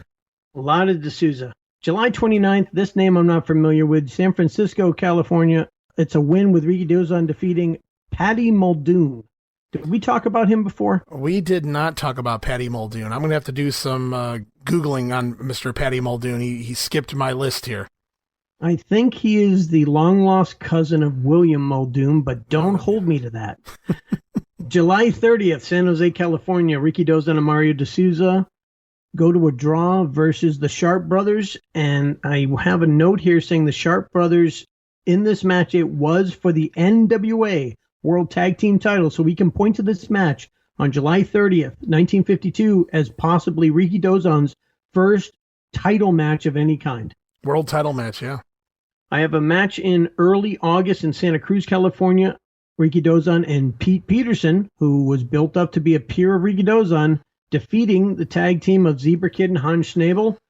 Another match in early August, Vallejo, California. Rikidozan and Mario D'Souza go to a draw against the Sharp Brothers. August 5th, San Francisco, California. Rikidozan defeats Chico Garcia, who appears to be a rookie, best I can tell here. Got it.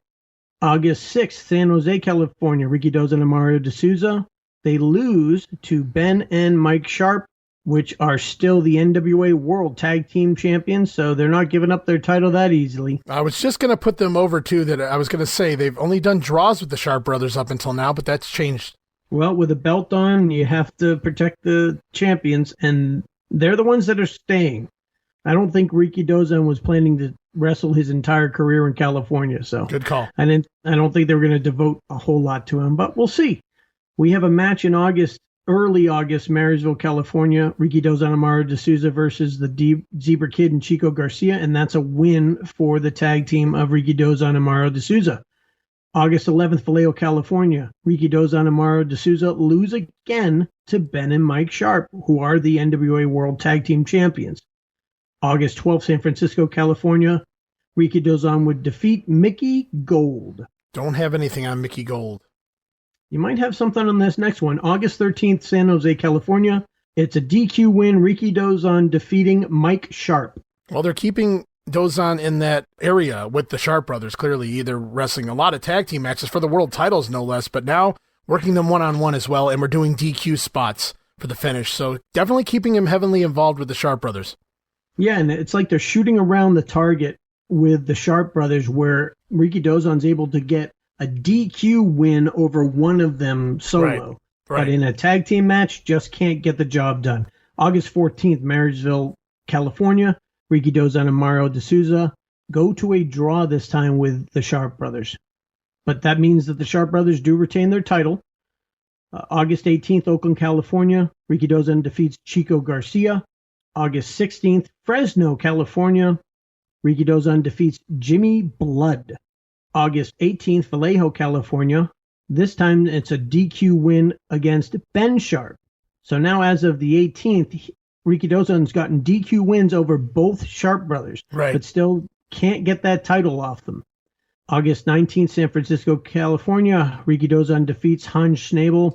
August 20th, San Jose, Rikidozan Amaro de Souza defeats Zebra Kid Hans Schnabel. They have the same match the next day, August 21st, Marysville, California, Rikidozan Mario de Souza defeating Zebra Kid Hans Schnabel. August 22nd, Oakland, California, Rikidozan defeats Angelo Sistoldi.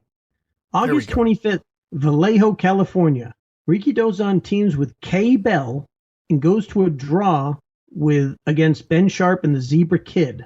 Now, K. Bell, yeah, that's a name that I don't know if a lot of people recognize, but he was actually a former pro football player. He was drafted by the Lions back in 1937 for the NFL, but quickly traded to the Bears, and he did play 6 years with the NFL, so he wasn't just an in-and-out guy. And I knew the name because one of his years he spent here in Cleveland, the old Cleveland Rams, long before they were the Browns.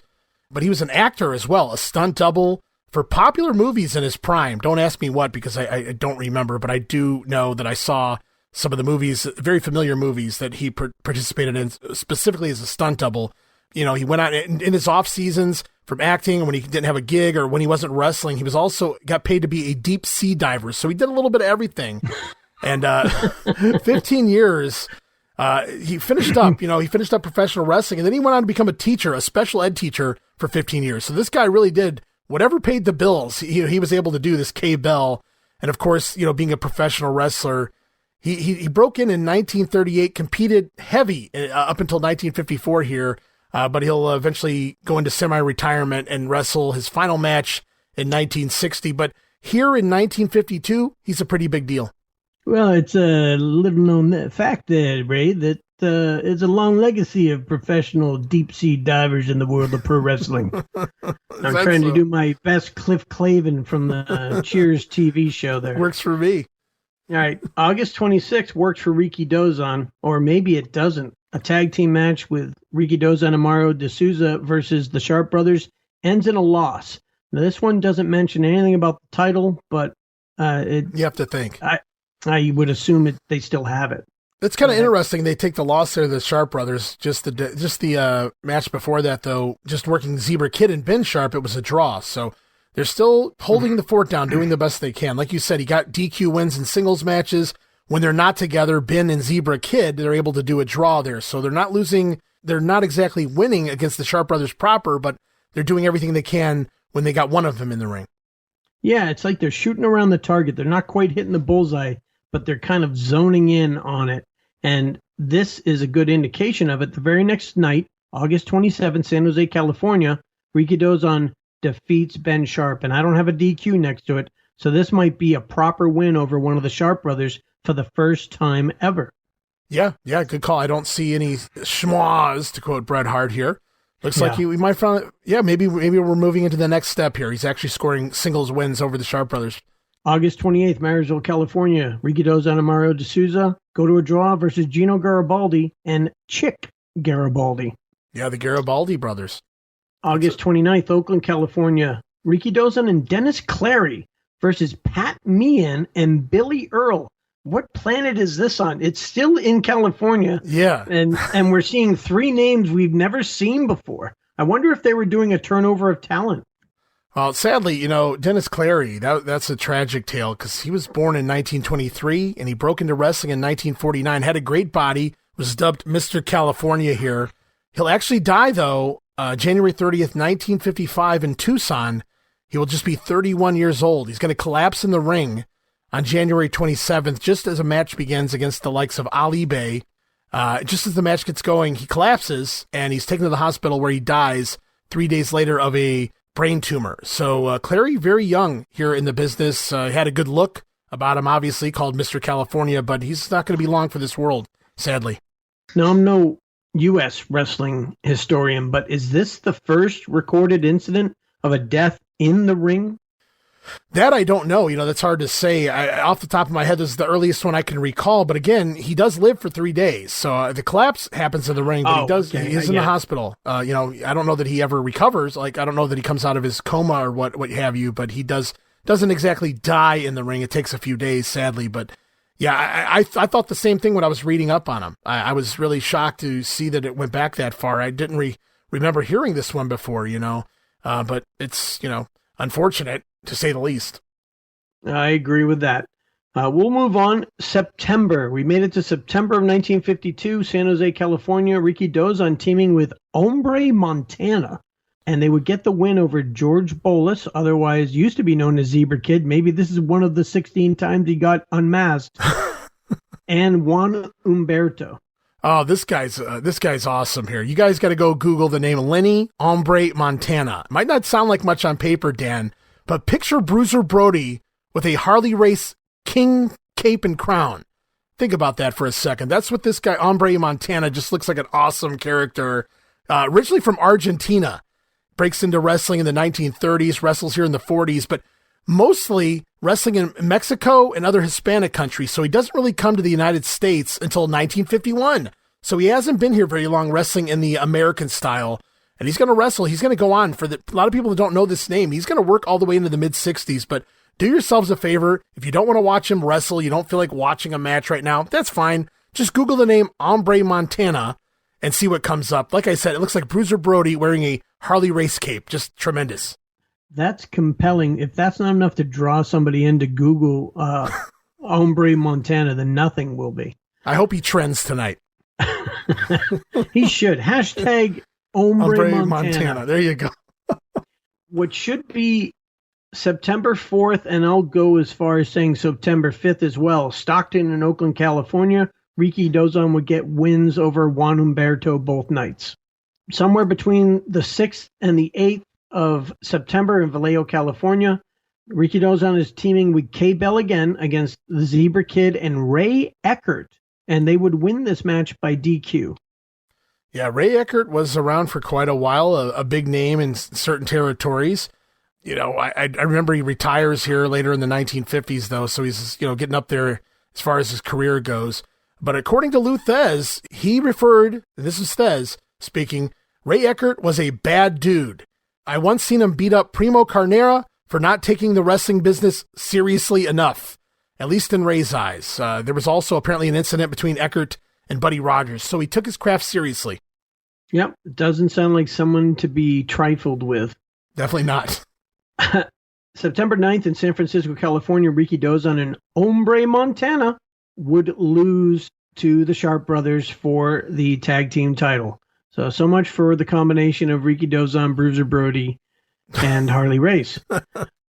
The next night, September 10th, San Jose, California, Rikidozan teaming with Mario D'Souza would lose again to the Sharp Brothers with the title. We're hearing a lot of that. September 11th, Marysville, California, Rikidozan with Hombre Montana. This time they win against Pete Meehan and the Zebra Kid. This time it says Pete Meehan. I think it should be Pat. It should be Pat Meehan, yeah. Oh, good. I didn't know if he had a brother, the fabulous Meehan brothers. No, Pat Meehan, he was like a cop up in Edmonton, I think, and he was like a top amateur guy, too, and he turned pro wrestler, obviously, and he wrestled up in Canada and on the West Coast here. We'll move on to September 12th in Santa Cruz. This is a win for Rikidozan over Joe Benicassi. It was a best out of 3 falls. Rikidozan wins 2 straight falls. September 15th, Sacramento, California. This would have a win for Rikidozan over Pat Meehan. Mm-hmm. They've got the name right this time. September 16th, Monterey, California. Rikidozan and Hombre Montana would go to a draw versus Warren Bockwinkel and Juan Humberto. And if that name sounds familiar, we have already talked about Juan Humberto. No, I'm just kidding. Warren Bockwinkel is indeed the father of one Nick Bockwinkel. Warren Bockwinkel obviously broke in before his son. Yeah, big name for his time. There's matches of Warren Bockwinkel out there if you want to go check him out. And while he never was a world heavyweight champion like his son, he did work programs, not just matches, but actual programs where he would come back and wrestle him time and time again in many of the top cities against the likes of the Duseks, Paul Bosch, Sandor Szabo, George Zaharias, and Lou Thez. So Warren Bockwinkel was definitely looked at as a peer among peers as far as a main eventer goes. Yep. In Nick Bockwinkel's shoot interview, and I don't know how many he did, but I saw quite a long one, maybe a 4-hour one. He speaks about how his father got into the world of professional wrestling, and the way he relays the conversation that his father has with somebody that he's involved with a bar fight in. It's like his father talks exactly like his son would later talk. Very prim and proper with good articulation. It's just an interesting story, but it's part of how Nick gets into the business. He talks about his dad and how his dad got in the business. And it's an interesting story if you can find that somewhere on YouTube. All right, so we have made it to September 17th, Richmond, California. Rikidozan and Enrique Torres go to a draw with the Sharp brothers.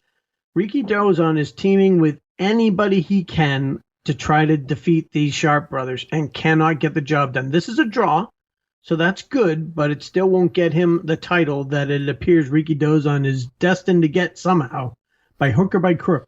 A lot of D'Souza, man, but now he's, like you said, he's picking a few partners, and Enrique Torres is one of the top level stars you can find here. So that's a pretty big deal. Yeah, it's also, if we had our booking hats on, we could perceive it as possibly Rikidozan kind of moving up the ladder with the quality of his tag team opponents. Mm-hmm. And this should make a little more dramatic matches against the Sharp brothers. That's going to draw more interest, saying, hey, wait a minute, this is a headliner team Rikidozan. Maybe tonight is the night that the Sharp brothers lose. September 18th, Marysville, California, Rikidozan would defeat K-Bell. On the 19th of September in Santa Cruz, I don't have the result of the match. All I have is Rikidozan fighting Cernandos.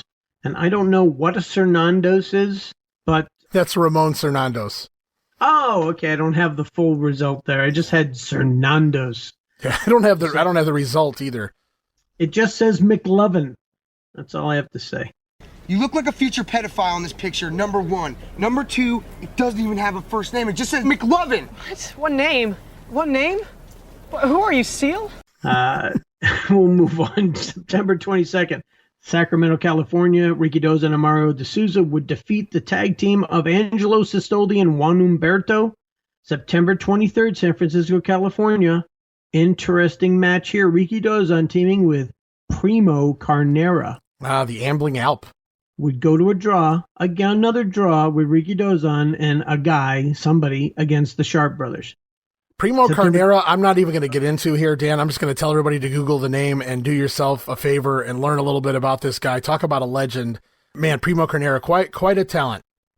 Yep, not the most handsome man you might see. No, not the prettiest from what I remember of champions, but he's certainly made up for it in ability.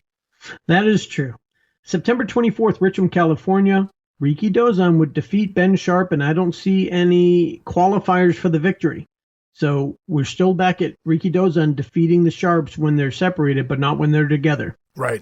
September 26th, Santa Rosa, California. Rikidozan and Mario D'Souza would defeat Kay Bell and Angelo Sistoldi. September 27th, Vallejo, California. Rikidozan and Ombre, Montana would defeat Ray Eckert and Angelo Sistoldi.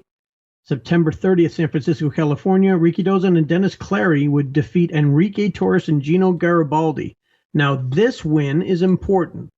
Remember, folks, September 30th, 1952. Remember the date. Rikidozan did, because he and Dennis Clary would win the Pacific Coast Tag Team title.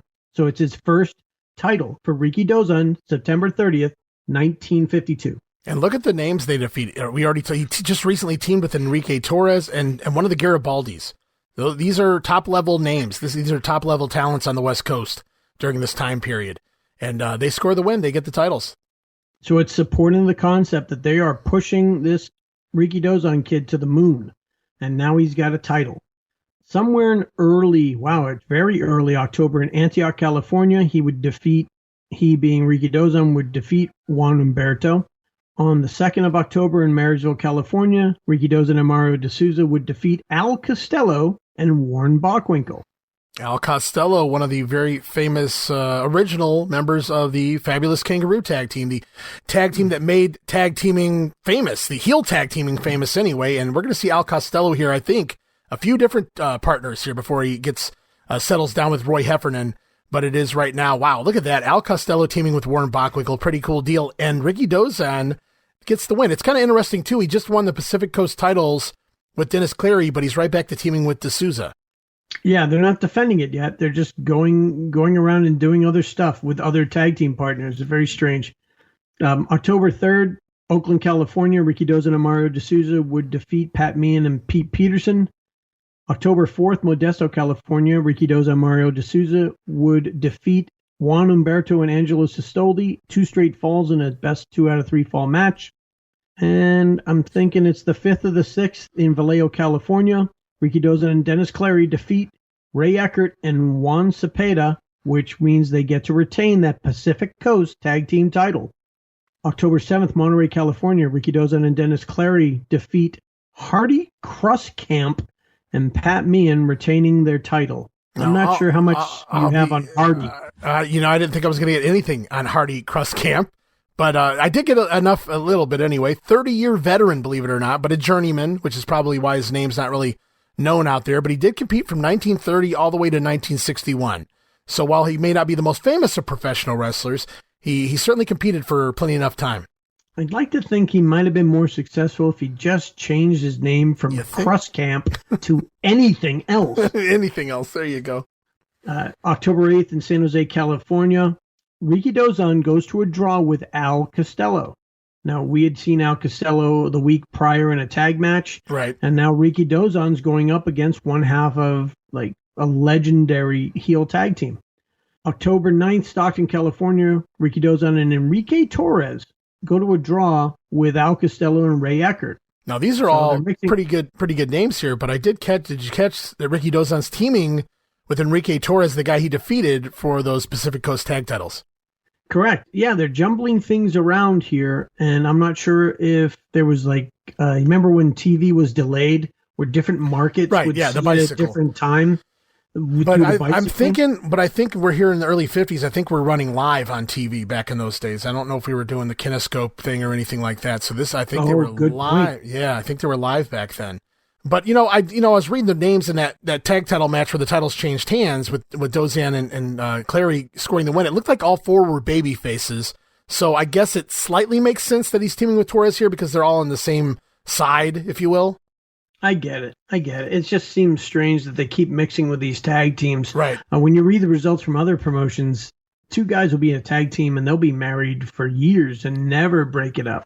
But Rikidozan's just kind of getting mixed around with a lot of other guys, which is great for his development because he gets to be tag team partners. I think we've seen probably 8 or 9 different tag team partners with him so far. Quite a few. All right. So where did we leave off? I think that's another interesting point, or a good point you brought up there, Dan, is as we're reading these results, it kind of went past me that Rikidozan's getting a very good lesson in tag team wrestling, right? Not just wrestling, professional wrestling, but he's learning a completely different art to the business now. So he's getting an idea of how to wrestle, but now he's also learning the tag team side as well. Just a completely different side to learn. Yeah, if you were to look at his first matches in 1952 when he started in Hawaii, he would wrestle 30 matches and only have 5 tag team matches. But when you look at the matches we've been looking at all the way his last 3 or 4 months, it's almost all tag matches now. So it's as if they're just teaching him and seasoning him more and more when he gets more exposure to different types of matches and different heel babyface matchups. Right. And now we're going to the October 10th in Oakland, California. Rikidozan and Dennis Clary would defeat Hombre Montana and Juan Humberto, which retains their Pacific Coast Tag Team title. On the 11th in Modesto, California, Rikidozan and Mario D'Souza have some result against Al Costello and Hombre Montana. October 13th, Vallejo, California, Rikidozan and Dennis Clary go to a draw with Mario D'Souza. Wow. And Enrique Torres. So now we're getting mixed with prior tag team partners, and now you're fighting against them. So this is another element of pro wrestling development that Rikidozan's seeing all within 8 months of him starting his training. Yeah, look at that. He's teaming with Dennis Clary, who he is the Pacific Coast Tag Team Championship with, but he's fighting Mario D'Souza, who's been his partner more often than not throughout the months here, the last several months here in the company. And then Enrique Torres, who's sometimes his partner and sometimes his opponent. But you have to look at the names here and look, it's another battle of the baby faces. Yeah, and it's nice to see. It's like tag team partner versus tag team partner to some degree because he's teamed with Mario D'Souza so often. October 14th, San Francisco, California, Rikidozan and Dennis Clary will defeat Al Costello and Ray Eckert to retain the Pacific Coast Tag Team title. A week later in San Francisco, California, October 21st, Rikidozan would go to a draw in a singles match against Ray Eckert. And it's a draw, 1-1. The first fall, Rikidozan wins in 36 minutes, 30 seconds with an arm stretch. Eckert would win the second fall in 10 minutes and 25 seconds with a rolling headlock. God, remember when you could beat people with a rolling headlock, Dan? It was so much easier back then. A lot less injuries, I'm guessing. And then they would go another 15 minutes and end up in a 16-minute time limit draw. So this is the first, I wouldn't say proper Broadway, but a 60-minute Broadway for Rikidozan. And this was for the Pacific Coast Heavyweight title. Ray Eckert was the Pacific Coast Heavyweight champion, so Dozan, the tag team champion, and now he's getting heavyweight title shots as well. Yeah, that's a good point. I was going to bring it up that now we know how highly regarded Eckert was in the San Francisco or California promotion. Mm-hmm. He was the Pacific Coast Heavyweight champion. October 22nd, Richmond, California, Rikidozan and Mario D'Souza would go to a draw with Al Costello and Hombre Montana. October 23rd, Stockton, Rikidozan with Enrique Torres this time, losing to Al Costello and Ray Eckert. So we take a loss there, but we take Dennis Clary out of the equation. Right. So now you have Rikidozan losing matches, but it's not with his, quote, new regular tag team partner. Another good way to protect someone that you want to protect is you have lose match, but it's a non-normal situation. It's a out of the ordinary situation with a tag team partner he doesn't have as much experience with. Makes sense. October 24th, Santa Rosa, California. Rikidozan and Mario D'Souza will go to a draw with Al Costello and Hombre Montana. We have a couple singles matches now. October 25th in Fresno, Rikidozan would defeat Juan Humberto. On October 27th, Vallejo, California, Rikidozan would defeat Pat Meehan. On October 28th in Monterrey, Rikidozan and Dennis Clary would lose, and I'm not sure how, to Lord Blears and Pat Meehan, but somehow retain the Pacific Coast Tag Team title. Yeah, that caught me off guard. Maybe a non-title or maybe a DQ. Yeah, that's what I was going with too. You know, Lord James Blears, first time he's popped up here, we all know, from England, dominated as a heel, a great heel, true legend, invited to Japan eventually by Rikidozan himself, who he would obviously go on to become the longtime on-screen authority figure for All Japan as well. And I think he was a Gaijin talent scout. That's correct. He was bringing Gaijin from other parts of the country into Japan as a service to the JWA and other promotions. Let's see here. October 29th, Richmond, California, Rikidozan and Mario D'Souza will lose to Al Costello and Hombre Montana, but don't forget, this is Mario D'Souza is his old tag team partner. His new one that he actually has a title with is Dennis Clary, so this one doesn't hurt as bad. October 30th, Stockton, California, Rikidozan and Enrique Torres go to a draw with Al Costello and Ray Eckert. October 31st, Santa Rosa, California, Rikidozan and Enrique Torres will go to a draw with Al Costello and Hombre Montana. So now it's mixing and matching here. Very early in November 1st or 2nd in Fresno, Rikidozan and Enrique Torres will defeat Al Costello and Ray Eckert. They drew the last time this combination faced them. On the 3rd of November in Vallejo, California, Rikidozan and Leo Garibaldi now will lose to Fred Atkins and Al Costello. Now so another loss. Another Garibaldi getting involved here too. Leo, the son of Gino. So this is a name coming up here on November 4th in San Francisco. Rikidozan would defeat Sandor Szabo. Szabo, yeah. Now Szabo, he laid claim to 3 different world titles, Dan, so he got around, and a Hall of Famer for sure, but for his era. Mm-hmm. And he competed, all of the 1930s, all the way into like the early 60s. And I think he even became the booker for LA later on for the LaBelles. So Sandor Szabo, yeah, he's definitely a name that if you know the history of professional wrestling, you know that he was a big deal. November 5th in Richmond, California, Rikidozan and Leo Garibaldi would lose to Al Costello and Pat Meehan. I'm just rolling over the loss because it's not his normal tag team partner. So I can almost guarantee he's not the one taking the pin here. On the 6th of November in Stockton, California, Rikidozan and Enrique Torres will win by DQ over Al Costello and Ray Eckert. On the 7th of November in Santa Rosa, California, Rikidozan and K-Bell will lose to Lord Blears and Lord Layton. And rightfully so. Nobody should defeat that team of Lord James Blears and Lord Athol Layton, both from England, and they teamed often. Very proper group. Yes, they were. I mean, I think they started teaming here. I believe this is actually their infancy of their tag team was actually here in the San Francisco area, if I remember correctly. But they're going to go on and work all over the place. Will Blears and Layton. Layton's going to go on, though, eventually, and they're going to separate, do their own things. And there was a lot of Athol Layton when I was growing, well, not when I was growing up. Actually, when my father was growing up, I would hear the name from my uncles and whatnot. So he worked a lot for the Ohio and Detroit territory much, much later in his career and even become a color commentator during that period as well.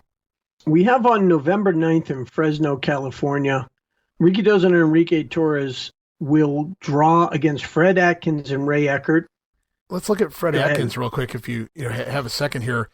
Because there's a guy, this is a New Zealander, Fred Atkins. A lot of people don't know that.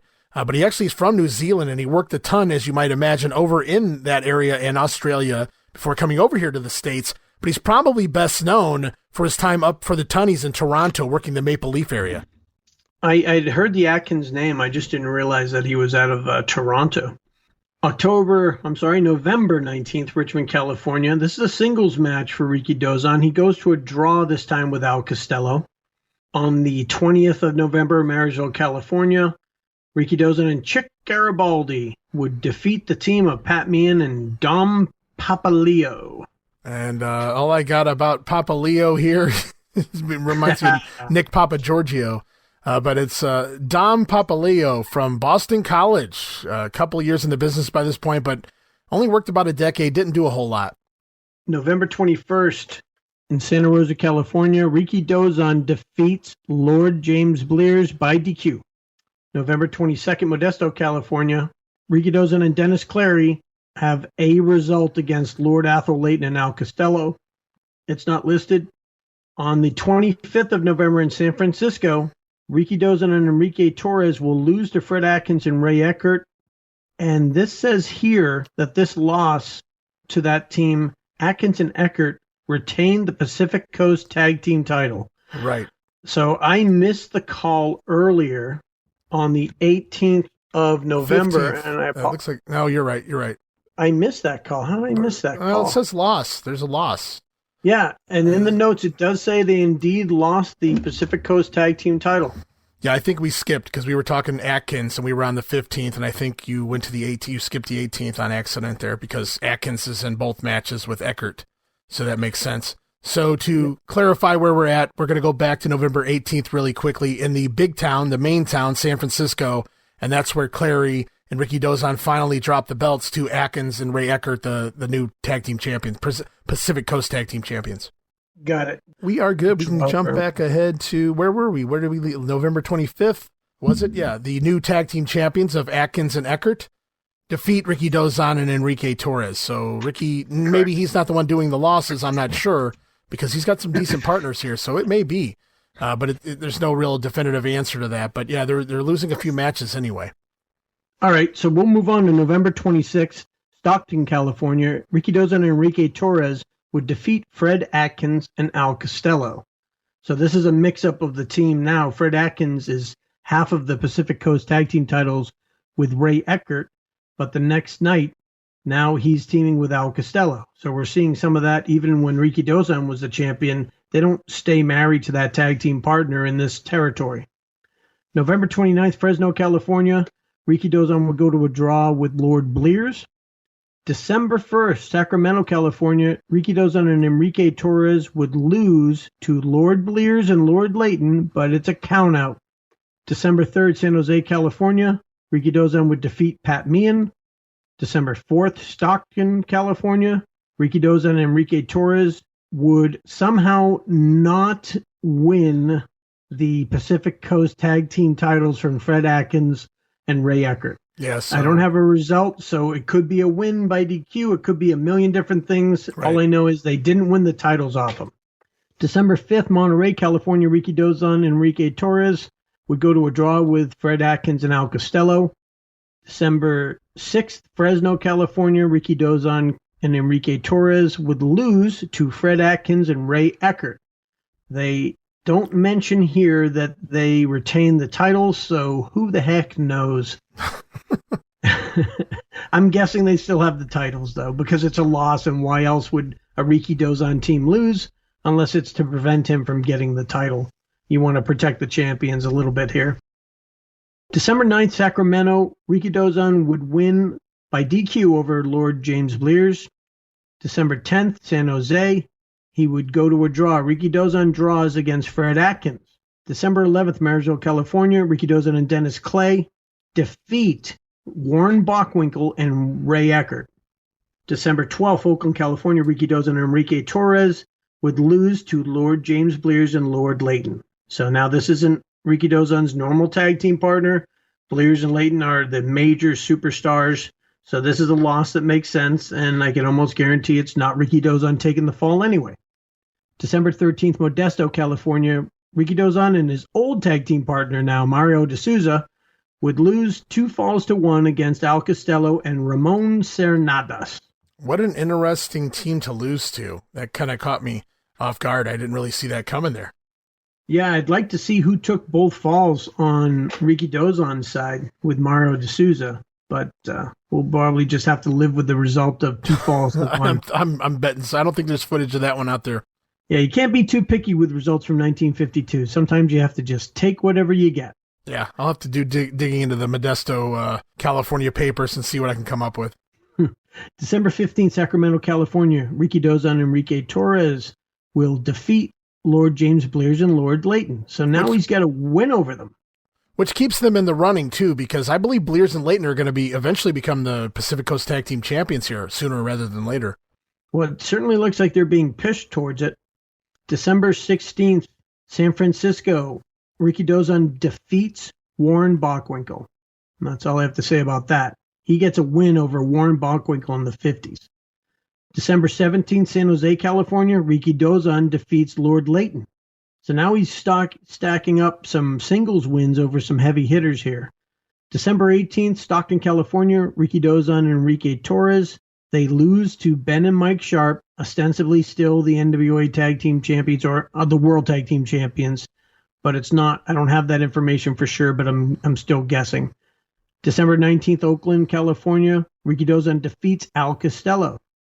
December 20th, Fresno, California, Rikidozan defeats Juan Zepeda. Getting down December to the nitty-gritty now, Dan. Yeah, we're just about done with 1952 here. And the reason why we're taking the time to talk about everybody that Rikidozan teams with or faces is because this is the royalty, the wrestling royalty that Rikidozan learns from. So he's learning from some of the greats in the history of pro wrestling. And what better way to understand how Rikidozan comes into his fame by discussing how he rises up and learns and gets seasoning from all of these old-time wrestlers and all of these legends. So that's why we're taking the time to lay the groundwork on essentially saying this is where Rikidozan learned to wrestle. He learned from all of these guys. And in another year from now, you're going to see him go off on his own and do impressive things. And we're going to get to it. But we want to take our time and show how he grows into the wrestler that he would later become. Right. And So we he took pick back that- up December 22nd. December 22nd in Sacramento, Rikidozan and Enrique Torres will go to a draw against the Sharp brothers. December 23rd in San Francisco, Rikidozan goes to a draw with Lord Blears. On the 27th of December in Modesto, he fights Dom Papaleo, but I don't have a result for it. Love that name, man. I like it. December 29th, Sacramento, California, Rikidozan and Enrique Torres will draw the Sharp brothers. Well, And on the 30th here of we go. December, the final San match of the year, man. Francisco. Oh my God, yeah. Big show, big card, and Rikidozan's very first ever 6-man tag team match. Yeah, it's the first one I've seen anyway. Rikidozan and Al Lovelock and Enrique Torres will defeat the team of K. Bell, Lord Blears, and Lord Layton. And Al Lovelock would go on to become one of the most famous masked wrestlers, famous heels in pro wrestling history. He was the great Bolo who begat, the assassins and everybody who followed him. So he was the great Bolo. And then, of course, Tom Ernesto would eventually become the second Bolo. And then when the great Bolo, Lovelock, retires, then we bring in Jody Hamilton to become the other assassins. But it all starts here. The assassins, the Bolos, everything starts here with Al Lovelock. Al Lovelock. Gotta love that name. Now, that's a name for a pro wrestler. And of course, he was super famous in those big territory eras from the Carolinas down to Georgia and all the way into Florida. So we've made it to the end of 1952, but we haven't made it to the end of 1952 for the two other wrestlers we talked about. And I think we'd be remiss if we didn't bring up a few of the matches that Toshio Yamaguchi and Masahiko Kimura had in 1952 when they were wrestling out of, in early 1952, they were wrestling out of the San Francisco office while Rikidozan was still in Hawaii. And they would have several tag team matches with Toshio Yamaguchi and Masahiko Kimura defeating guys that we've already talked about. Danny Plechis and Juan Humberto. Danny Plechis and Bobby Nelson they would defeat. This is a 2 out of 3 fall match with Juan Humberto and Bobby Nelson, Danny Plechis and Lee Hennig. April 1st, 1952, San Francisco. The Sharp brothers defeat the team of Toshio Yamaguchi and Masahiko Kimura. And they, in this note here, they were the NWA recognized San Francisco area World Tag Team Champions. See, and this is back something then you could be a World Tag Team Champion and only be recognized in a certain town. and the NWA was fine with that because they realized you can have one NWA heavyweight champion that tours from area to area, but for the purposes of a tag team champion, everybody can have their own. They would also face Lee Hennig, Xander Zabo, and Hombre Montana. And the thing with Kimura and Toshio Yamaguchi is they would actually move from the San Francisco area.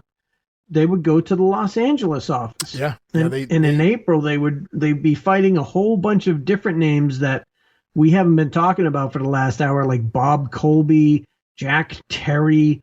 Golden Terror is much more valuable than the Silver Terror. Yes. The mysterious Mr. X, as opposed to the Mr. X that everybody knows about. Right. The Golden Terror was Bill Hickey, and the mysterious Mr. X was Thomas Linstow, which for me is still a mystery since I have no idea who he is. Yeah. Ted Christie, we've heard of the Christies, and Pedro Linstow again. So I don't know if they just got the name wrong on the second time. So this is in March and April of 1952. So while Rikidozan is spending most of his time in Hawaii and just getting into San Francisco, Masahiko Kimura and Toshio Yamaguchi are spending their time in San Francisco and the Los Angeles office. And they would later spend time in Salt Lake City, Utah, believe it or not. They do have a couple of matches in, I want to say they go to Hawaii. When do they go to Hawaii? They go to Hawaii for a short run.